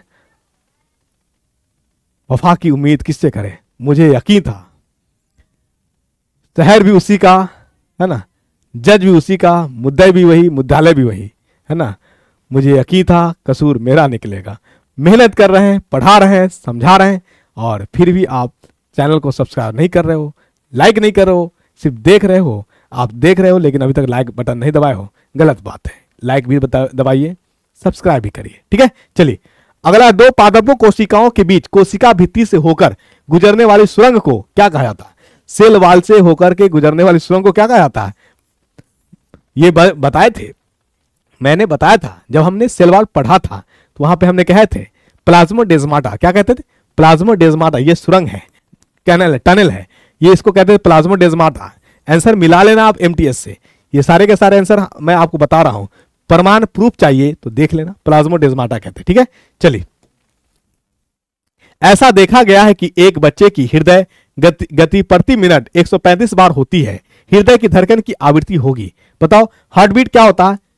प्रति मिनट, यानी कितना बार धड़क रहा है? पर मिनट, मतलब 135 दे रखा आपको पर मिनट, यानी एक मिनट में कितने सेकंड्स होते हैं? 60 से डिवाइड कर दिए, क्योंकि टाइम हमेशा ऐसा यूनिट करिएगा, क्योंकि आपका जो फ्रीक्वेंसी दिया है हर्ट्स में दिया है। क्या दिया? हर्ट्स में दिया है, तो आपको टाइम को कन्वर्ट करना पड़ेगा सेकंड में, क्योंकि टाइम का ऐसा मात्रक होता है सेकंड्स। आप कहेंगे कि सर प्रति मिनट है, तो आप एक ही मिनट ना लिखते, 60 कहां से लिख दिए? तो यही तो यही खेला है यूनिट को पकड़ने का, यही खेला है यूनिट को पकड़ने का। मिनट्स ऐसा मात्रक नहीं है मेरे दोस्त, टाइम का ऐसा मात्रक होता है सेकंड, टाइम का ऐसा मात्रक होता है सेकंड। और एक मिनट में कितना सेकंड? 60 सेकंड। ले लीजिए 135 के अपॉन 60 सेकंड, ठीक है, तो 1/सेकंड हो जाएगा ये सेकंड। 1/सेकंड को ही अपन हर्ट्स कहा जाता है, फ्रीक्वेंसी का यूनिट हर्ट्स हो गए, यानी 1/सेकंड, यानी फ्रीक्वेंसी की ऐसा मात्रक क्या होता है? हर्ट्स होते हैं, तो ये 1/सेकंड, इसी को हर्ट्स कहा जाता है। डिवाइड करो 5 से करोगे तो 5 दूनी की 10, 5 7 35, नीचे करोगे तो 12 5 60, 12 से काटोगे 12 दूनी 24, ठीक है, 3 आया। डिसिमल के लिए एक लड्डू फ्री 30, 12 दूनी की 24, 6 आया। डिसिमल के लिए एक लड्डू फ्री 60 हो जाएगा, 12 पंजे के 60, यानी 2.25 हर्ट्ज, ये आपका आंसर होगा। ठीक है, आप मारे होंगे तो ठीक, नहीं मारे होंगे तो गलती कर गए होंगे, आप इसी में अटक गए होंगे, आप लिखा दिए होंगे 135 हर्ट्ज, तो ये गलत हो जाएगा, है ना, गलत हो जाएगा। ठीक है, चलिए मिला लेना है आंसर कहां से? बोलिए, एमटीएस से। विडाल परीक्षण द्वारा निम्नलिखित में से किस रोग का पता लगाया जाता है? तो विडाल किसके लिए? टाइफाइड के लिए, बिल्कुल, इसमें तो कोई दिक्कतें नहीं है, आप एकदम दन सीकर आंसर मारे होंगे। यदि किसी विशिष्ट भोजन का ग्लाइसेमिक इंडेक्स जीआई 70 से 100 तक है तो उस भोजन का प्रकार है, उस भोजन का प्रकार बताइए। High GI food, high glycaemic index food, high glycaemic index यानी वैसा फूड जिसमें कार्बोहाइड्रेट का लेवल ज्यादा है। ग्लाइसेमिक का मतलब क्या होता है? देख लो, ग्लाइसेमिक तो ना समझो, ग्लाइसेमिक, ग्लाई का मतलब ग्लूकोज और सेमिक का मतलब है ब्लड, यानी ब्लड में ग्लूकोज बढ़ा देगा। तो यानी कार्बोहाइड्रेट के लेवल ज्यादा वाला फूड अगर आप लेंगे तो ग्लूकोज का लेवल, ग्लूकोज की मात्रा आपके ब्लड में बढ़ जाएंगे, उसी को कहा जाता है, बोलिए, जीआई। तो हमको कोशिश करना, अगर मोटापा ज्यादा हो रहा तो जीआई कम वाला चाहिए, फाइबर फूड ले लीजिए, जिसमें प्रोटीन हो ज्यादा उसको लीजिए, कार्बोहाइड्रेट वाला को इस्तेमाल कम करना है। ठीक है, तो इसी यानी हाई जीआई फूड, ये आप आंसर कर लेंगे। ठीक है, एमटीएस वालों ने क्या दिया है इसको थोड़ा देख लेना है, एमटीएस वालों ने क्या दिया है इसको देख लेना है। ठीक है, नहीं तो रोक जाना है। निम्नलिखित में से किस फाइला में जोक शामिल है? ठीक है, तो जोक का एग्जांपल आपने पढ़ा होगा, फिर आप देख लीजिएगा ज्ञान घर के चैनल पे सारे क्वेश्चन कराए हुए हम। एनेलिडा, आंसर क्या है आपका? एनेलिडा है ना। कहां जाना है इसको देखने के लिए? एक्सप्लेनेशन ज्ञान घर यूट्यूब चैनल पे। ठीक है, अब ये चले जाइए, देखते रहिए, वहां पे जाइए, वहां पे लाइक सब्सक्राइब सब करिए, है ना। Phylum of Annelida. ठीक है, कोडाटा में पृष्ठ रज्जु का प्राथमिक कार्य क्या होता है? नोटोकॉर्ड्स में पृष्ठ रज्जु जो होते हैं, वर्टेब्रेट कॉलम या कोडैट्स, नोटोकॉर्ड्स, क्वेश्चन क्या है? क्वेश्चन अधूरा है क्या? इंग्लिश पर, what is the primary function of the notochord in chordates, यानी कोडैट्स में जो है नोटोकॉर्ड पृष्ठ रज्जु का क्या काम होता है? ठीक है, कोडैट्स में पृष्ठ रज्जु, नोटोकॉर्ड में पृष्ठ रज्जु, ऐसे बोलना सही रहेगा। यानी नोटोकॉर्ड में जो है कोडाटा है, पृष्ठ रज्जु है, उसका क्या काम है? उसका काम है सपोर्ट, यानी आपके पास जो बोन मैरो है, ये बोन मैरो का क्या काम है? सपोर्ट करना, बस वही चीज है। तो आंसर क्या हो जाएगा? सपोर्ट। आपके पास जो मेरू रज्जु वो जो है ना, स्पाइनल कॉर्ड है, क्या है? स्पाइनल कॉर्ड, इसका क्या काम है? बोलिए, सपोर्ट करना। क्या करना? सपोर्ट करना। तो वही काम करता है कौन? कोडैट्स। आइए अगला प्रश्न है, कई जैविक प्रक्रियाएं एंजाइमों द्वारा उत्प्रेरित होती है, पाचन एंजाइम कोशिका में किस भाग में मौजूद होता है? तो पाचन enzyme, digestive enzyme, digestive enzyme रखने के कारण ही लाइजोजोम को क्या कहा जाता है? आत्महत्या की थैली, सुसाइडल बैग। तो आंसर क्या हो जाएगा? लाइजोजोम। एमटीएस में आंसर मिला लेना आपको। ठीक है, बार बार मैं कह रहा हूं कि एमटीएस में आंसर मिला लेना है आपको। फाइलम आर्थ्रोपोडा के बारे में निम्नलिखित में से कौन सा कथन सही है? तो आर्थ्रोपोडा में जानिए कि क्या होता है? ज्वाइंट लेग्स होते हैं। तो देखिए, ज्वाइंट लेग से संबंधित है क्या कहीं? Animals of arthropoda have joint appendage, बिल्कुल सही है। They have compounds I, These make up the majority of all animals of one earth. They mode of reproduction in all arthropoda is vegetative. नहीं, ये तो गलत है, वेजिटेटिव नहीं, sexual reproduction होता है ना। कथन सही पूछा है, तो animals of arthropoda have joint appendage, ये होगा सही। They have compounds I, arthropoda में कंपाउंड्स आई नहीं होते हैं, ठीक है, कुछ कुछ एक्सेप्शन है, तो ये आंसर तो लिया जा सकता है, लेकिन वो कुछ कुछ में है, पूरे में नहीं है, तो आंसर जनरली मानो यही होगा। अब एमटीएस में क्या दिया है, अगर दोनों आंसर होना चाहिए तो हमारा इसमें भी क्या हो जाएगा, नन ऑफ दिस आंसर होगा, यानी नन ऑफ दिस क्या है, मोर देन वन आंसर होगा, नन ऑफ दिस नहीं, मोर देन वन आंसर, ठीक है। चलो अगला है आपका select the incorrect statement. Incorrect को आपको तलाशना है, कौन है। Functional segments of DNA are called gene, ये सही है। द क्रोमैटिन मटेरियल जे gets organise into rod shaped when the cells about, ये सही है आपका। Chromosomes are compose of DNA and carbohydrate, ये गलत हो गया, कार्बोहाइड्रेट नहीं, प्रोटीन्स होना चाहिए यहाँ। अगर प्रोटीन होता तो सही होता, तो आंसर आपका क्या हो जाएगा, यही पकड़ा गया।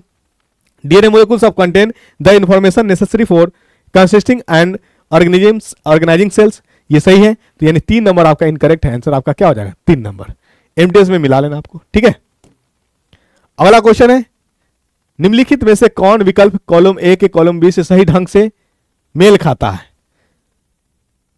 लो, सेल मेम्ब्रेन, प्रोटीन सिंथेसिस, ये तो नहीं है। Smooth endoplasmic reticulum, important sites of formation of glycoprotein and glycolipids, ये है, सही माना जा सकता है। Golgi apparatus, synthesis of lipids, नहीं, क्योंकि स्मूथ एंडोप्लाज्मिक रेटिकुलम ग्लाइकोप्रोटीन्स और ग्लाइकोलिपिड्स बनाता ही है गोल्गी एपरेटस के सहयोग से, तो माना जा सकता है, इसका आंसर सही माना जा सकता है। ये तो नहीं होगा। राइबोसोम ट्रांसपोर्ट ऑफ द मोलेकुल्स, ये भी नहीं होगा, तो आंसर इसका मान सकते हैं आप क्या, बी नंबर सही मान सकते हैं, ठीक है। चलो आंसर होगा। अगला क्वेश्चन है आपका यूट्रोफिलेशन एक ऐसी स्थिति है जहां प्रचुर मात्रा में होने के कारण जल निकाय की सतह पर शैवाल खिलने की अत्यधिक वृद्धि होती है। पोषक तत्व निम्नलिखित में से कौन सा यूट्रोफिकेशन के लिए प्रमुख पोषक तत्व है। तो अभी आपको मैंने बताया, ये पहला ही क्वेश्चन रिपीट किया है, मतलब एमटीएस ने जो शिफ्ट में क्वेश्चन पूछा था वही दूसरे शिफ्ट में भी क्वेश्चन पूछा है, ठीक है, बस थोड़ी सी भाषा में अंतर लाया। जो आंसर है यूट्रोफिकेशन, आपसे पूछा था नाइट्रोजन फॉस्फोरस जरूरत होती है, उसे क्या कहते थे, यूट्रोफिकेशन। अब यहाँ यूट्रोफिकेशन में क्या जरूरत है ये पूछ दिया है, तो नाइट्रोजन एंड, बोलिए, फॉस्फोरस एंड नाइट्रोजन, 3 नंबर इधर करेक्ट आंसर। देखिए क्वेश्चन कैसे घुमाया, यहां ये दे करके वहां पूछ दिया कि इसको क्या कहते हैं, यहां यूट्रोफिकेशन दे करके पूछ दिया कि इसके लिए कौन कौन तत्व की जरूरत है ना, तो बस क्वेश्चन यही बाउंसर हो जाते हैं, क्या होते हैं। तो इसीलिए कहा, मैंने कहा कि क्वेश्चन बनाते आना भी चाहिए और क्वेश्चन का आंसर करते भी आना चाहिए। सिर्फ आंसर रटोगे फंसोगे, क्वेश्चन को खुद ही घुमाओ कि ये होता तो क्या हो जाता और ये होता तो क्या हो गया, तो ये आंसर है, ठीक है। चलो आंसर क्या हो जाएगा बताओ, जल्दी जल्दी बताओ, नहीं बताओगे तो इसका तो बता ही दिया रहे, आप अटक कौन सी रहे हो, फॉस्फोरस एंड नाइट्रोजन, ठीक है। चलो अगला क्वेश्चन है निम्नलिखित में से कौन सा खनिज की कमी से होने वाला रोग है। खनिज मतलब मिनरल्स की कमी से होने वाला, रिकेट्स विटामिन की कमी से होने वाला है, मेरेस्मस विटामिन के, स्कर्वी विटामिन, गोइटर, ये आपका आंसर हो जाएगा। आयोडीन की कमी से, आयोडीन क्या है, एक खनिज है, आयोडीन क्या है, मिनरल्स है, खनिज है, ठीक है, ये आप आंसर कर लोगे। अगला क्वेश्चन आपका सूक्ष्म चैनल जो पौधों की कोशिकाओं और कुछ शैवाल कोशिकाओं की कोशिका दीवार को पार करते हैं, परिवहन को सक्षम करते हैं और उनके बीच संचार को कहा जाता है। देखो ये सेल वाल के बीच वाला कैनाल जो पूछ दिया वहां से इससे पहले, और यहां क्या पूछा, सूक्ष्म जो जोड़ करके रखता है जिस आवागमन होती है उसको क्या कहेंगे, बिल्कुल आपने सही सुना, समझा भी, प्लाज्मोडेस्माटा। तो ये भी रिपीट हुआ आपका एमटीएस में, ठीक है, एमटीएस में नचा दिया क्वेश्चन को। जब प्रोटीन युक्त जिलेटिन अंडे की सफेदी को गर्म किया जाता है तो यह निम्न कारणों से ठोस सफेद रंग में बदल जाता, बताओ, बोलिए क्या, किस कारण से। तो उस जो सफेद वाला भाग होता है उसमें प्रोटीन पाया जाता है, तो प्रोटीन डीनेचुरेशन मतलब प्रोटीन का क्या होता था, विखंडन, टूट जाता है, जिसके कारण क्या सॉलिड में कन्वर्ट हो जाता है। और पूछेगा कि जो प्रोटीन होता है उसका प्रोटीन का नाम क्या होता है, तो लिख लो ओवल ब्यूमिन, ओवल मतलब अंडा, ये याद रखेगा, ब्यूमिन यही प्रोटीन का नाम है। ओवल मतलब अंडा, अंडा में जो सफेदी वाला भाग में जो प्रोटीन्स है जिसके कारण गर्म करने पर वो सॉलिड का रूप ले लेता है। यानी आपसे कोई पूछे आप कि सॉलिड कोई भी चीज को जब हीट करते हैं तो हमारा मेल्ट कर जाता है, अंडा को हीट करते तो सॉलिड कन्वर्ट हो गया। कारण हुआ कि उसमें जो प्रोटीन है उसको हीट मिलते ही क्या हो गया, डीनेचुरेट्स कर गया, टूट गए और उसके मोलिक्यूल आपस में बिखर करके क्या कर लिए, एक संरचना सॉलिड का फॉर्म ले लिए। उस प्रोटीन का नाम है ओबलब्यूमिन। क्या नाम है, ओबलब्यूमिन। तो आंसर क्या हो जाएगा, प्रोटीन डीनेचुरेशन। अगला क्वेश्चन है टेरिडोफाइटा के बारे में निम्नलिखित में से कौन सा कथन सही है। तो ऑप्शन, पहला option, they includes horsetails and ferns, नहीं। Pteridophyta are used for medical purpose and as a soil binders, ये नहीं। They are very advantage type of plants and earth on which evolve very necessarily, नहीं। Evolutionary they are the first terrestrial plants to possess vascular tissue xylem and phloem, ये हो जाएगा। मोर superior, इनमें से मोर superior answer आपका हो रहा है 4 और एमटीएस मुझे लगता है कि एमटीएस ने इसका आंसर 4 ही किया होगा। मोर सुपीरियर आंसर ये आ रहा है, चूंकि टेरिडोफाइटा यानी मेडिसिन में यूज तो किए जाते हैं, लेकिन मोर, इन चारों ऑप्शन में से मोर सुपीरियर आंसर जो बन रहा था ये आपका पहला है टेरिडोफाइटा, जिसमें ट्रू जाइलम और फ्लोएम पाया गया था, वेस्कुलर सिस्टम पाया गया था। ठीक है, समवही उत्तक। अगला क्वेश्चन, एरोबिक श्वसन का क्रेब्स चक्र निम्नलिखित में से किस कोशिका अंग के भीतर संचालित होती है। क्रेब्स साइकिल मैंने पढ़ा था, डाइजेस्टिव सिस्टम, पाचन क्रिया, तो मैंने बताया था क्रेब्स साइकिल माइटोकॉन्ड्रिया के होने के कारण माइटोकॉन्ड्रिया में होती है, तो आंसर क्या हो जाएगा, माइटोकॉन्ड्रिया। ये सारे क्वेश्चन आप देख लोगे, कहां पे देखोगे इसको, बोलो। श्वसन, रेस्पिरेशन जो हम पढ़ाते, श्वसन ज्ञान करके क्लास पे, तो वहां आप पढ़ोगे, देख लोगे, ये क्लियर हो जाएगा आपका। ठीक है, चलो। गुणसूत्रों को धुंधला करने के लिए किस विशिष्ट रसायन का प्रयोग किया जा सकता है। ऑप्शन आपके पास इथेनॉल, हाइड्रोक्लोरिक एसिड, एसिटोकरामीन और मेथेनॉल। तो एसिटोकरामीन ये आपका आंसर हो जाएगा, एसिटोकरामीन। चलिए अगला क्वेश्चन, कॉलम के मूल मिलान क्रिया। ब्रायोफाइटा रोज यानी सामने सामने, चूंकि ऑप्शन तो दिया नहीं है, ब्रायोफाइटा नहीं, गलत है। टेरिडोफाइटा पाइन, ये भी गलत है। जिम्नोस्पर्म मोसेस, ये भी गलत है।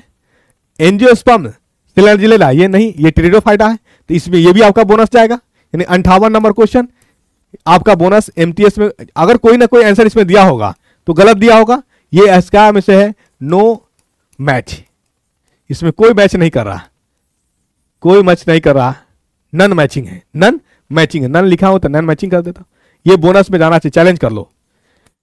ठीक है, ब्रायोफाइटा में रोज आ ही नहीं सकता, क्योंकि उसमें क्या होता है, नए रूट होते नए सूट्स होते हैं, सूट्स अगर रूट हो भी गया तो सूट्स नहीं होते हैं। ठीक है, इस तरह के ब्रायोफाइटा कहलाता है। टेरिडोफाइटा पहला वास्कुलर सिस्टम है जिसमें पाइन नहीं आते थे, पाइन नहीं आते थे। पाइन किसमें आता है, बोलिए, जिम्नोस्पर्म में। पाइन एक है ना विदाउट फ्लावरिंग का फल है। जिम्नोस्पर्म, मोजेस, मोजेस किसमें जाएगा बताइए, ब्रायोफाइटा में। मोजेस किसमें जाएगा, ब्रायोफाइटा में, ये गलत दे दिया। सिलेंजिला ये टेरिडोफाइटा में जाएगा, टेरिडोफाइटा में जाएगा। ठीक है, तो ये आपका आंसर बोनस का है, तो इसको आप चैलेंज करो। प्रमाण चाहिए, प्रमाण चाहिए, व्हाट्सएप पे कर देना क्वेश्चन 87 092 47 740, मैं आपको प्रूफ दे दूंगा। ठीक है, चलो। और चैलेंज करने से पहले सब्सक्राइब भी कर लेना है, लाइक भी कर लेना है, इसमें कोई कटौती नहीं करना है, कोई कसर। देखो नन स्टॉप मेहनत कितना कर रहा हूं आपके लिए, पूरे क्वेश्चन को मैं डिस्कस कर रहा हूं, समझा रहा हूं, बता रहा हूं, सिर्फ आंसर एबीसीडी नहीं कर रहा हूं। आइए, निम्नलिखित में से कौन सा विकल्प कॉलम ए और कॉलम बी के से सही ढंग से मेल खाता है। सही ढंग से मेल खाता है तो देख लेते हैं। ए क्या है, प्रोटीन। अच्छा, प्रोटीन और इधर है मान लीजिए, मतलब इसको तोड़ने वाला, इधर है हमारा प्रोटीन और इधर है तोड़ना। प्रोटीन को तोड़ने के लिए कौन आएगा, ट्रिप्सिन। ट्रिप्सिन, प्रोटीन को तोड़ने के लिए कौन आएगा, ट्रिप्सिन। कार्बोहाइड्रेट को तोड़ने के लिए कौन आएगा, एमाइलेज, आप मिला लोगे इसमें। और फैट्स को तोड़ने के लिए कौन आएगा, बोलो, लाइपेज। तो देखो ए का होना चाहिए, ए का होना चाहिए, ए हमारा वहां, ए का सी। कार्बोहाइड्रेट बी में 2 में नंबर है, तो 2 का हमारा होना चाहिए, एक का सी। 2 में हमारा कार्बोहाइड्रेट 2 का होना चाहिए ए, और 3 का होना चाहिए, फैट का होना चाहिए बी। है क्या, सी ए बी, हाँ है, ये आंसर हो जाएगा आपका। मिला लेना, एमटीएस में दिया है कि नहीं दिया है। ठीक है, चलो आइए। भोजन में स्टार्च की उपस्थिति का परीक्षण करने के लिए किस घोल का उपयोग किया जाना चाहिए। तो आप देखेंगे कि स्टार्च उपस्थित है कि नहीं है। आयोडीन सॉल्यूशन अगर डालते हैं तो उसका नीला या काला, नीला या काला हो जाता है। जब तक उसमें स्टार्च उपस्थित रहेगा नीला काला होता रहेगा। स्टार्च खत्म, नीला काला खत्म, किसके सॉल्यूशन डालने से, आयोडीन सॉल्यूशन डालने से। कौन सा सॉल्यूशन, आयोडीन सॉल्यूशन। तो आंसर क्या हो जाएगा, आयोडीन सॉल्यूशन। ठीक है, चलो अगला प्रश्न है आपका, कोशिकाओं में परिवहन तंत्र जिसके द्वारा बाहर से भोजन या अन्य उपयोगी अणुओं को कोशिका के अंदर ले जाया जाता है के रूप में जाना जाता है? Option osmosis, fusion, endocytosis, exocytosis, न ऑस्मोसिस हो जाएगा। Osmosis the correct answer. ठीक है, चलिए। टमाटर का लाल रंग किसकी उपस्थिति के कारण होता है? बताओ। लाइकोपिन, बिल्कुल, ये सब आप करके आए होंगे, इसमें कोई दिक्कत नहीं। इसमें किसी टीचर का कोई रोल इसमें नहीं है। आपको याद रहा होगा तो आप आंसर किए होंगे, नहीं याद रहा होगा और इसी में देखो बहुत सारा ढिढोरा पीटने लगेगा कि हमने जो पढ़ाया वही क्वेश्चन आया। अरे तो उसका ठिकरा कौन लेगा? जो आपने नहीं पढ़ा और क्वेश्चन आ गया, इसका जिम्मेदारी भी तो लेना चाहिए। जब टमाटर वाला क्वेश्चन को आप हल्ला करके बता रहे हो कि मैंने जो पढ़ाया वही आया, तो फिर बाकी जो क्वेश्चन जो बाउंसर रहा, जो नहीं बना विद्यार्थी से, इसका जिम्मेदारी कौन लेगा? है ना बात सही? सही बात है तो लाइक भी करिए, सब्सक्राइब भी करिए। ठीक है, चलिए। हाँ, ज्ञानघर चैनल को लोगों तक पहुंचाइए, क्योंकि सिलेक्टिव चीज, कंटेंट बेहतर, टू द पॉइंट एग्जाम के हिसाब से पढ़ाया जाता है, बताया जाता है और एग्जाम में डायरेक्ट प्रश्न रहता भी है, देखने को भी मिलता है। ठीक है, चलिए आइए। पृथ्वी पर सभी जीवित जीव का कार्बन यौगिक से बने हैं। कई साल पहले मरे हुए दबे हुए पौधे धीरे धीरे उगने लगे। उच्च तापमान और उच्च दाबमान के तहत कोयले में संशोधित हो गया। इस प्रक्रिया को कहा जाता है, बोलो, कार्बोनाइजेशन, फॉसिल फ्यूल्स। यस, ये आपका बाउंसर हो गया। ये आप पढ़े होंगे नहीं, मुझे पूरा यकीन है, पूरा विश्वास है कि मेटलर्जी चैप्टर का है और इतना डेप्थ में कौन पढ़ता है। यहाँ तो वन लाइनर पढ़ने की आदत है, किताब कौन पढ़ता है? वन शॉट देख करके एग्जाम देने की आदत है, किताब कौन पढ़ता है? तो वन शॉट्स, तो ये वन शॉट्स अगर देख के गए होंगे तो फंस गए होंगे। कमाल, जब तक डेप्थ आप पढ़ेंगे नहीं या डेप्थ में कोई जब बताएगा नहीं तो ये क्वेश्चन नहीं बनेगा साथी। ठीक है, तो कार्बोनाइजेशन कहते हैं, क्या कहते हैं? कार्बोनाइजेशन। चलिए, निम्नलिखित में से कौन संचारी रोग जीवाणुओं के कारण होता है? Option cholera, malaria, dengue, influenza. तो मलेरिया प्लाज्मोडियम से होने वाला, डेंगू इन्फ्लुएंजा वायरस से, कोलेरा जो है ये आपका जीवाणु से होने वाला, कोलेरा जीवाणु से होने वाला। ये आप सही करके होंगे। यदि किसी जानवर के शरीर को केवल एक तल के माध्यम से दो अविभाज्य बाएं और दाएं हिस्सों में विभाजित किया जाता है तो उसको कहते हैं, हमने ये भी बताया था, बॉडी कैविटी। दो भागों में बांटा जाता है, लेफ्ट राइट, उसे कहते हैं बायलेटरल सिमेट्री। बायलेटरल सिमेट्री है क्या ऑप्शन? हाँ। एमटीएस में आंसर मिला लेना है आपको। प्रूफ चाहिए, प्रमाण चाहिए। अगर गलत आंसर दिया होगा तो फिर मैसेज कर देना है। ठीक है, और मैसेज करने से पहले सब्सक्राइब का बटन दबा देना है, लाइक करना भी नहीं भूलना है, कमेंट भी करना है। ठीक है, अच्छा लगे तो। आइए, किसी चट्टान या मिट्टी के अंदर कणों के बीच छिद्र स्थान का प्रतिशत कहलाता है, क्या कहलाता है? उसमें होल होगा, होल को कहते हैं पोर। क्या कहते हैं? टर्मिनोलॉजी से पकड़ लीजिए, टर्मिनोलॉजी भी जरूरी होता है कभी कभी। होल को छिद्र को कहते हैं पोर। क्या कहते हैं? पोर। और इस पोर के बारे में ही पूछ रहा है तो पोरोसिटी क्या हो जाएगा? पोरोसिटी। आंसर क्या हो जाएगा? पोरोसिटी। ठीक है, चलिए अगला है, सरीसृपों के मामले में उनका हृदय ठीक से 4 कक्षों में विभाजित नहीं होता है, यानी इसमें 2 अलिंद और 1 अधूरा कक्ष होता है। विभाजित निलय निम्नलिखित में से कौन सा 4 कक्षीय हृदय वाले सरीसृप का उदाहरण है? रेप्टाइल्स में एक ही था, इकलौता, उसको नाम था मगरमच्छ। क्रोकोडाइल, तो कौन हो जाएगा बताइए? क्रोकोडाइल। यस, 4 चेंबर तो है लेकिन अधूरा है, कंप्लीट नहीं है। कंप्लीट हो जाएगा मैमल्स में। ठीक है, चलिए, निम्नलिखित में से किसमें सबसे बड़ी पृथक एकल कोशिका है? बताओ। ये भी बताया हुआ है, ये तो सबको याद होगा, शुतुरमुर्ग के अंडे, ओस्टिक एग्स।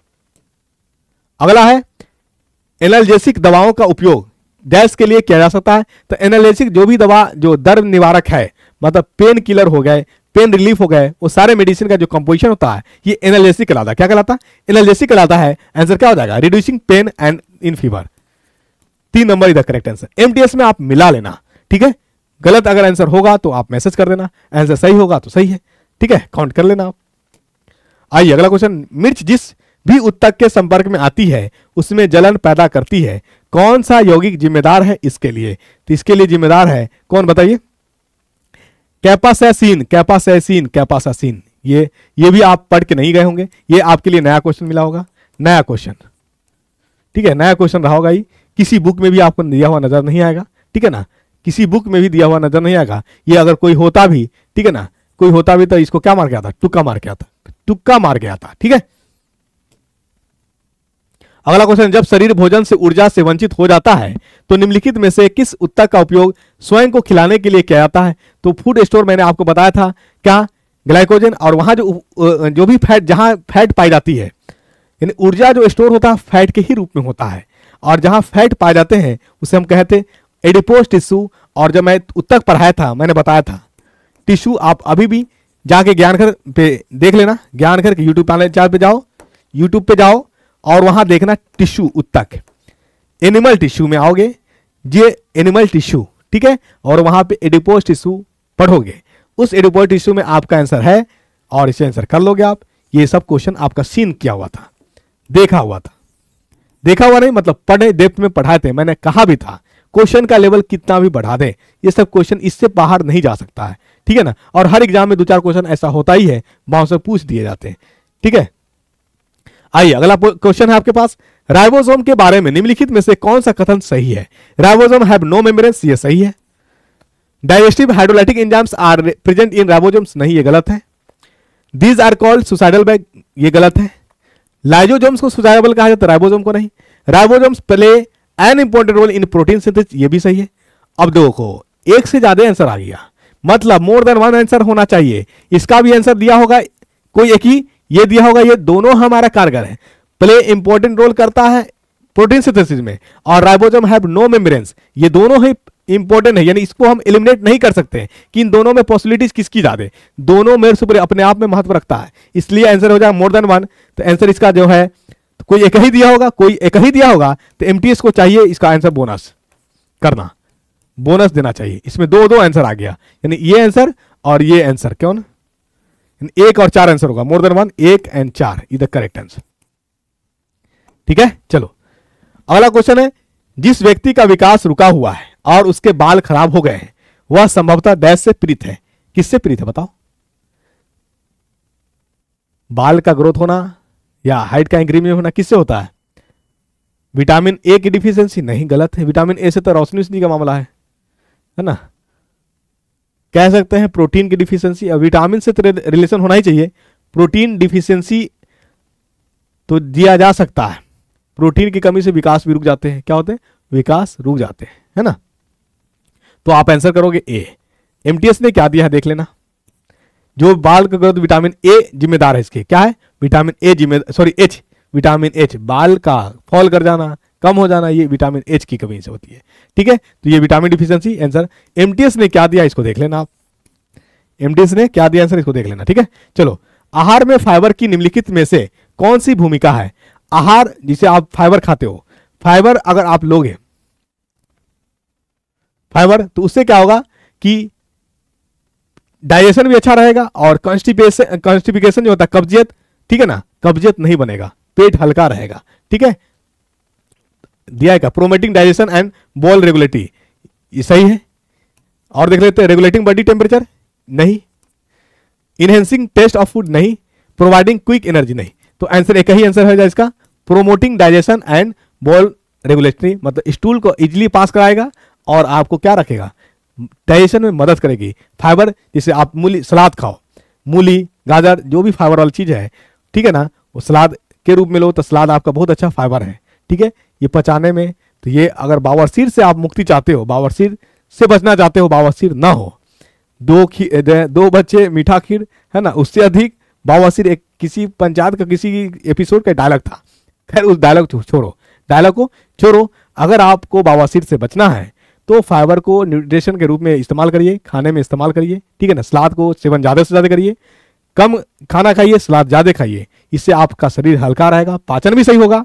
और दूसरी बात, कब्जियत, कॉन्स्टिपेशन नहीं बनेंगे, और जब कॉन्स्टिपेशन नहीं बनेगा तो बवासीर, पाइल्स नहीं होगा, उससे आप बच रहेंगे। ये बहुत बड़ा बीमारी बन के है, माथा का दर्द होकर के है बवासीर, ठीक है। चलो हर कोई इससे ग्रसित है, हर कोई इससे क्या है, ग्रसित है।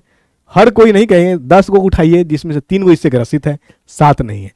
ये खान पीन, ये फास्ट फूड, ये पिज्जा बर्गर का देन है, पिज्जा बर्गर का देन है बवासीर, ठीक है। इसीलिए क्या है, अमीरों का खाना बीमारी उत्पन्न। दिए गए विकल्पों में से कौन सा रॉड के आकार का है, आनुवंशिकी जानकारी रखता है, केवल कोशिका विभाजन के समय दिखाई देता है और केंद्रक में मौजूद होता है? ये हम बताए थे आपको, कहां पे बताए थे बोलिए, जब हम बता रहे थे सेल ऑर्गेनेल्स में क्रोमोसोम, क्रोमेटिन, है ना, क्रोमेटिन, न्यूक्लियस, डीएनए, ठीक है, वहां पे हम बताए थे, तो वहां पे पढ़ेंगे आप। क्रोमोसोम इसको कहते हैं, धागे लाके स्ट्रक्चर होता है। तो आंसर क्या हो जाएगा? ए। ये आपको आती थी और आपने आंसर किया है, एमटीएस में देख लेना आंसर क्या दिया है। आइए अगला प्रश्न है, मिर्गी एक विकार है जो मानव शरीर के निम्नलिखित में से किस भाग को प्रभावित करता है? तो मिर्गी ब्रेन से संबंधित है, तो आंसर क्या हो जाएगा? Brain cell. तो आंसर क्या हो जाएगा? ए। ये तो आप सब सही करके आया होगा, गलती कोई नहीं किया होगा। कोविड-19 जैसी बीमारी एक प्रकार की होती है, फूड बॉर्न डिजीज नहीं, प्रोटीन डिफिशियंसी डिजीज नहीं, जोनोटिक डिजीज ये एक से दूसरे में फैलता है, एक से दूसरे में फैलता है, तो ये जोनेटिक डिजीज में आ सकता है, ठीक है ना। ये नया क्वेश्चन आपको मिल गया, ये नया क्वेश्चन बनाया है, ये नया क्वेश्चन बना, ये आप दे करके नहीं गए होंगे या कोनो शिक्षक बताया नहीं होगा। क्यों? हाँ, ये अगर आप नीट की तैयारी कर रहे होते तो नीट वाले की जिम्मेदारी है क्वेश्चन इस तरह के बना देना, तो नीट वाला बताया जरूर होगा अपने विद्यार्थी को। आप तो एमटीएस के एग्जाम देने गए होंगे तो आए क्वेश्चन, लेकिन हाँ ये क्वेश्चन थोड़ा नया क्वेश्चन, अनसीन क्वेश्चन मिला होगा। ये क्वेश्चन अगर गलती हो भी गया होगा तो अफसोस करने की जरूरत नहीं है, ठीक है। आंसर हमारा हो जाएगा जूनोटिक डिजीज। पशुओं में उत्सर्जन तंत्र का प्राथमिक कार्य क्या है? तो पशुओं में उत्सर्जन तंत्र का प्राथमिक कारण है, बोले उत्सर्जन तंत्र का प्राथमिक कारण है रिमूवल ऑफ वेस्ट मटेरियल, यानी अपशिष्ट पदार्थ जो है उसके शरीर से बाहर निकलना ही कहलाता तो उत्सर्जन तंत्र का प्राथमिक। तो आंसर क्या हो जाएगा? 2 नंबर। अगला क्वेश्चन है, वेल निम्नलिखित में से किस समूह से संबंधित है? ऑप्शन है amphibia, arthropoda, pieces, Mammalia. Well मछली देकर के लोग मार दिए होंगे मछली वाला, और ये हो जाएगा गलत। मैंने लिखाया था मैमल्स और जो है एक्वेटिक भी और ट्रेस्ट्रियल भी, वहां मैंने लिखाया था, मैंने मैमल्स में आया था एक्वेटिक और ट्रेस्ट्रियल। एक्वेटिक में मैंने वेल का लिखा था, क्या वेल लिखा था, तो ये हमारा मैमलिया है। क्या है? मैमलिया। करेक्ट आंसर क्या हो जाएगा? मैमलिया। एमटीएस में देख लेना, ये सारे क्वेश्चन आपको पढ़ना है क्लासेज ऑफ पीस, यानी क्लासेज ऑफ मैमलिया, क्लासेज ऑफ मैमलिया ज्ञान करके पढ़ना है। मैमलिया, क्लासेज ऑफ मैमलिया ज्ञान घर पे पढ़ लेना है, और वहां से डायरेक्ट एग्जाम्पल थे, वहां पे आप जो है देख सकते हैं। ये भी क्वेश्चन आपका सीन किया हुआ था। अगर ज्ञान घर का क्लास देख के गए होंगे तो मैक्सिमम क्वेश्चन का आप हिक्की भिक्की निकाल दिए होंगे, है ना। झिंगाला झिंगाला झिंगाला इसको क्लियर कर दिए होंगे, टेंशन में बिल्कुल नहीं आए होंगे। क्वेश्चन अगर लगा करके गए होंगे, कंसेप्ट पढ़ के गए होंगे ज्ञान घर का, तो ठीक है। चलो, वसा और कार्बोहाइड्रेट युक्त खाद्य पदार्थों को डैश भी कहा जाता है, क्या कहा जाता है? Energy giving food. क्या कहा जाता है? एनर्जी गिविंग फूड, है ना। चलिए अगला प्रश्न है, प्लांट्स डाइड ड्यू टू, अरे कोई आंसर में पढ़ रहे हैं, a coastal areas was flooded with sea water and resulted in heavy salt deposits in the nearby area after a few days it was observed that many plants died. Based on this statement, which of the following is the most probable cause of the plant's death? कह रहा coastal area है, वो flooded से बह गया, सी water and resulted, तो जब सी water आ गया होगा तो इसका मतलब साल्ट वाटर आ गए होंगे, और साल्ट वाटर का एक्सेस ऑस्मो रेगुलेशन हो जाने से प्लांट क्या हो गए? सूख गए होंगे। सूख जाना ही को मरना कहते हैं। तो देख लीजिए कुछ है क्या? Plant died due to infection from sea water borne germs, no, ये ऑथेंटिक कॉज नहीं है। Plants died due to the absence of sunlight, ये भी ऑथेंटिक कॉज नहीं है। Plants died due to plasmolysis in the plant cell, ये authentic reason है, तो ये हो सकता है answer. Plants died because they were eaten by sea organism, नहीं। करेक्ट आंसर ये 3 एमटीएस में आंसर आप मिला लेना। एमटीएस वालों ने क्या दिया आंसर, ठीक है। जिस शिफ्ट में ये रहा होगा, क्योंकि सबका शिफ्ट अलग अलग, यानी सबका क्वेश्चन अलग अलग रहा होगा, तो सारे विद्यार्थी से, सारे फ्रेंड से रिक्वेस्ट है कि आप आंसर की मिला लो, देख लो, जहां दिक्कत लगे आपने आंसर किया हो, सही मैच कर रहा है, और वहां आंसर एमटीएस ने गलत दिया हो तो आप मैसेज करो, मैं आपको प्रूफ दूंगा, आप चैलेंज करो, ठीक है। कौन सा भोजन संपूर्ण प्रोटीन का अच्छा स्रोत है? स्पाइनेच नहीं, एग्स हो सकता है, स्पाइनेच, लेंटिल नहीं, राइस नहीं, तो ये आंसर हो जाएगा एग्स, इसमें कोई डाउट नहीं है, एक आंसर हो जाएगा, ठीक है। नाभिक के भीतर किस संरचना में डीएनए के रूप में आनुवंशिक की जानकारी होती है? तो इसका तो आंसर कर दिए होंगे आप, क्रोमोसोम गुणसूत्र, ठीक है। घावों से अत्यधिक रक्तस्राव डैश की कमी के कारण होता है, तो अत्यधिक रक्तस्राव किसकी कमी से? विटामिन के की कमी से। विटामिन के की कमी हो जाए तो रक्त थक्का नहीं जमेगा। फूल का कौन सा भाग बीज के रूप में विकसित होता है? बीजांड, जिसको ओव्यूल्स कहते हैं, तो आंसर हो गया होगा बिल्कुल सही। जीवित जीवों और उनके पर्यावरण के बीच अंतः क्रियाओं के अध्ययन को क्या कहा जाता है? अंत इकोलॉजी, यस बिल्कुल है ना इकोलॉजी, हाँ आंसर हो जाएगा इकोलॉजी। अगला क्वेश्चन है, कब्ज से राहत पाने के लिए निम्नलिखित में से क्या अधिक मात्रा में खाने की सलाह दी जाती है? कब्ज, अभी मैंने आपको बताया कॉन्स्टिपेशन से बचना है तो बोलिए क्या खाइएगा?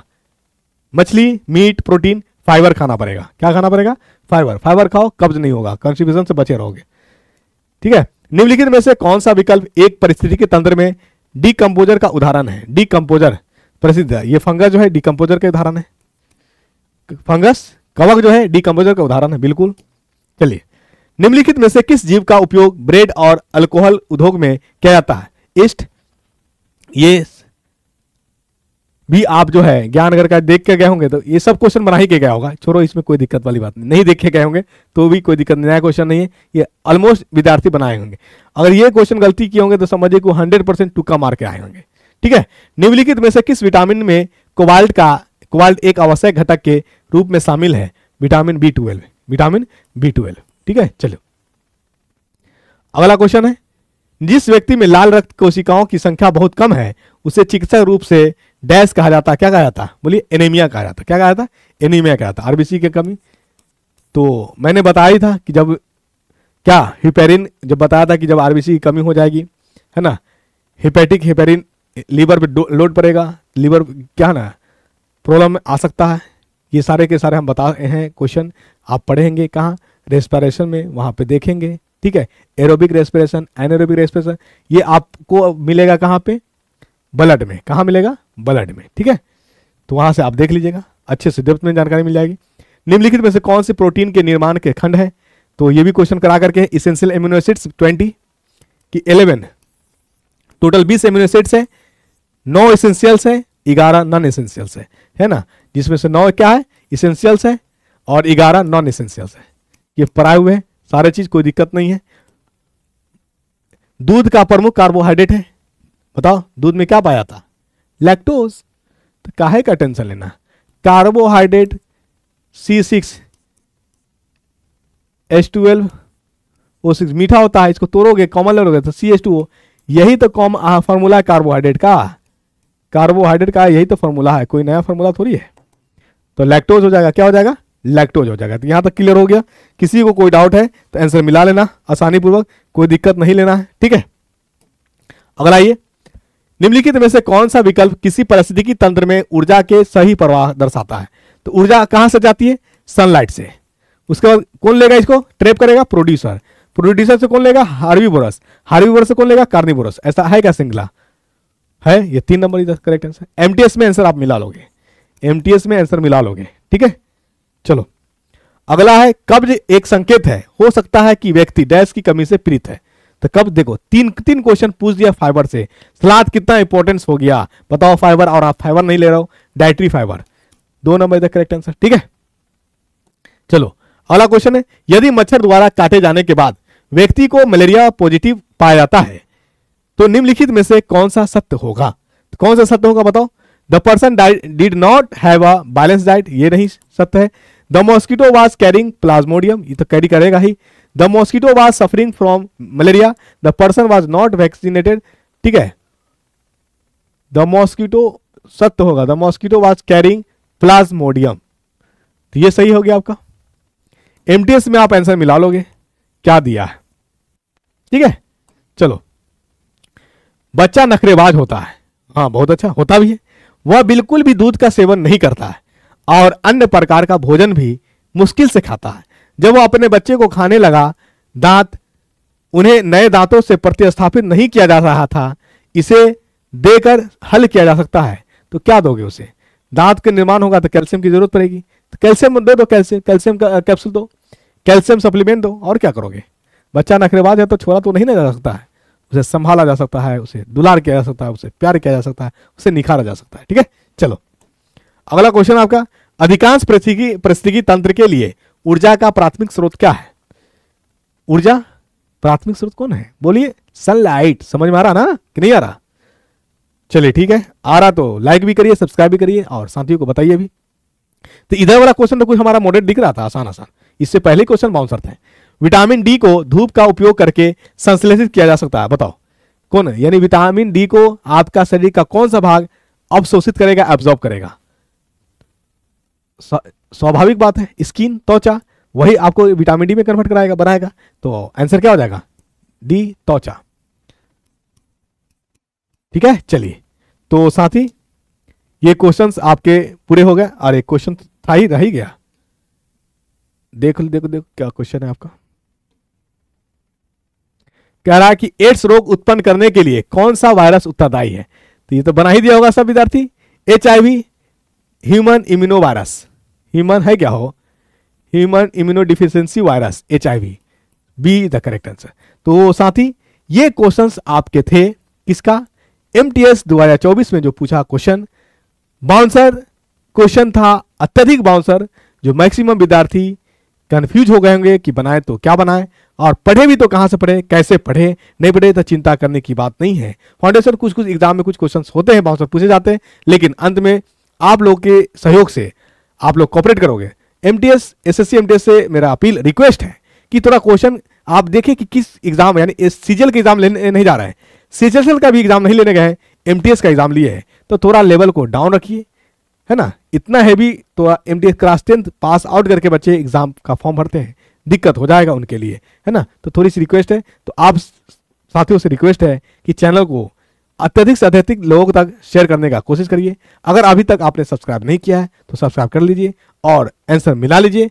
अगर आपको कोई त्रुटि आए, प्रमाण प्रूफ नहीं मिले, तो अंत में फिर से 87 092 47 740 पे आप मैसेज कॉल कर करके आप क्वेश्चन भेज देंगे, और कॉल करके बता देंगे कि सर मुझे इसका प्रूफ नहीं मिल रहा है, प्लीज आप मुझे प्रूफ देने का प्रयास कीजिए, जिसका मान्य होगा मैं देने का प्रयास करूंगा।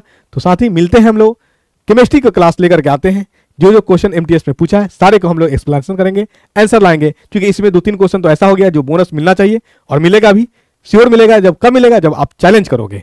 नहीं करोगे तो इससे MTS का क्या होगा, वो समझ जाएगा कि सारे बच्चे तुक्का मार के आए हैं। चैलेंज करोगे तभी तो पता चलेगा कि बच्चे ने क्वेश्चन बनाया है, समझ में नहीं बनाया तो जाकर के छोड़ा है और हम पे ऑब्जेक्शन लगाया है, रोका है, तो आप वंचित रह जाओगे अपना अधिकार लेने से। तो ऐसा भला, इस चीज में उत्थान कोई नहीं कर सकता है, कोई भला नहीं कर सकता है। ठीक है साथी, मिलते हैं हम लोग नेक्स्ट क्लास में, केमिस्ट्री क्लास में, उसके बाद फिर फिजिक्स की क्लास में। तो चैनल को अभी सब्सक्राइब कर लीजिए ताकि जो भी क्लास हो आप तक मिलता रहे ऑथेंटिक। अगर टू द पॉइंट पढ़ना चाहते हैं तो ज्ञान घर को आज ही ज्वाइन करिए। Thank you so much. जय हिंद साथी।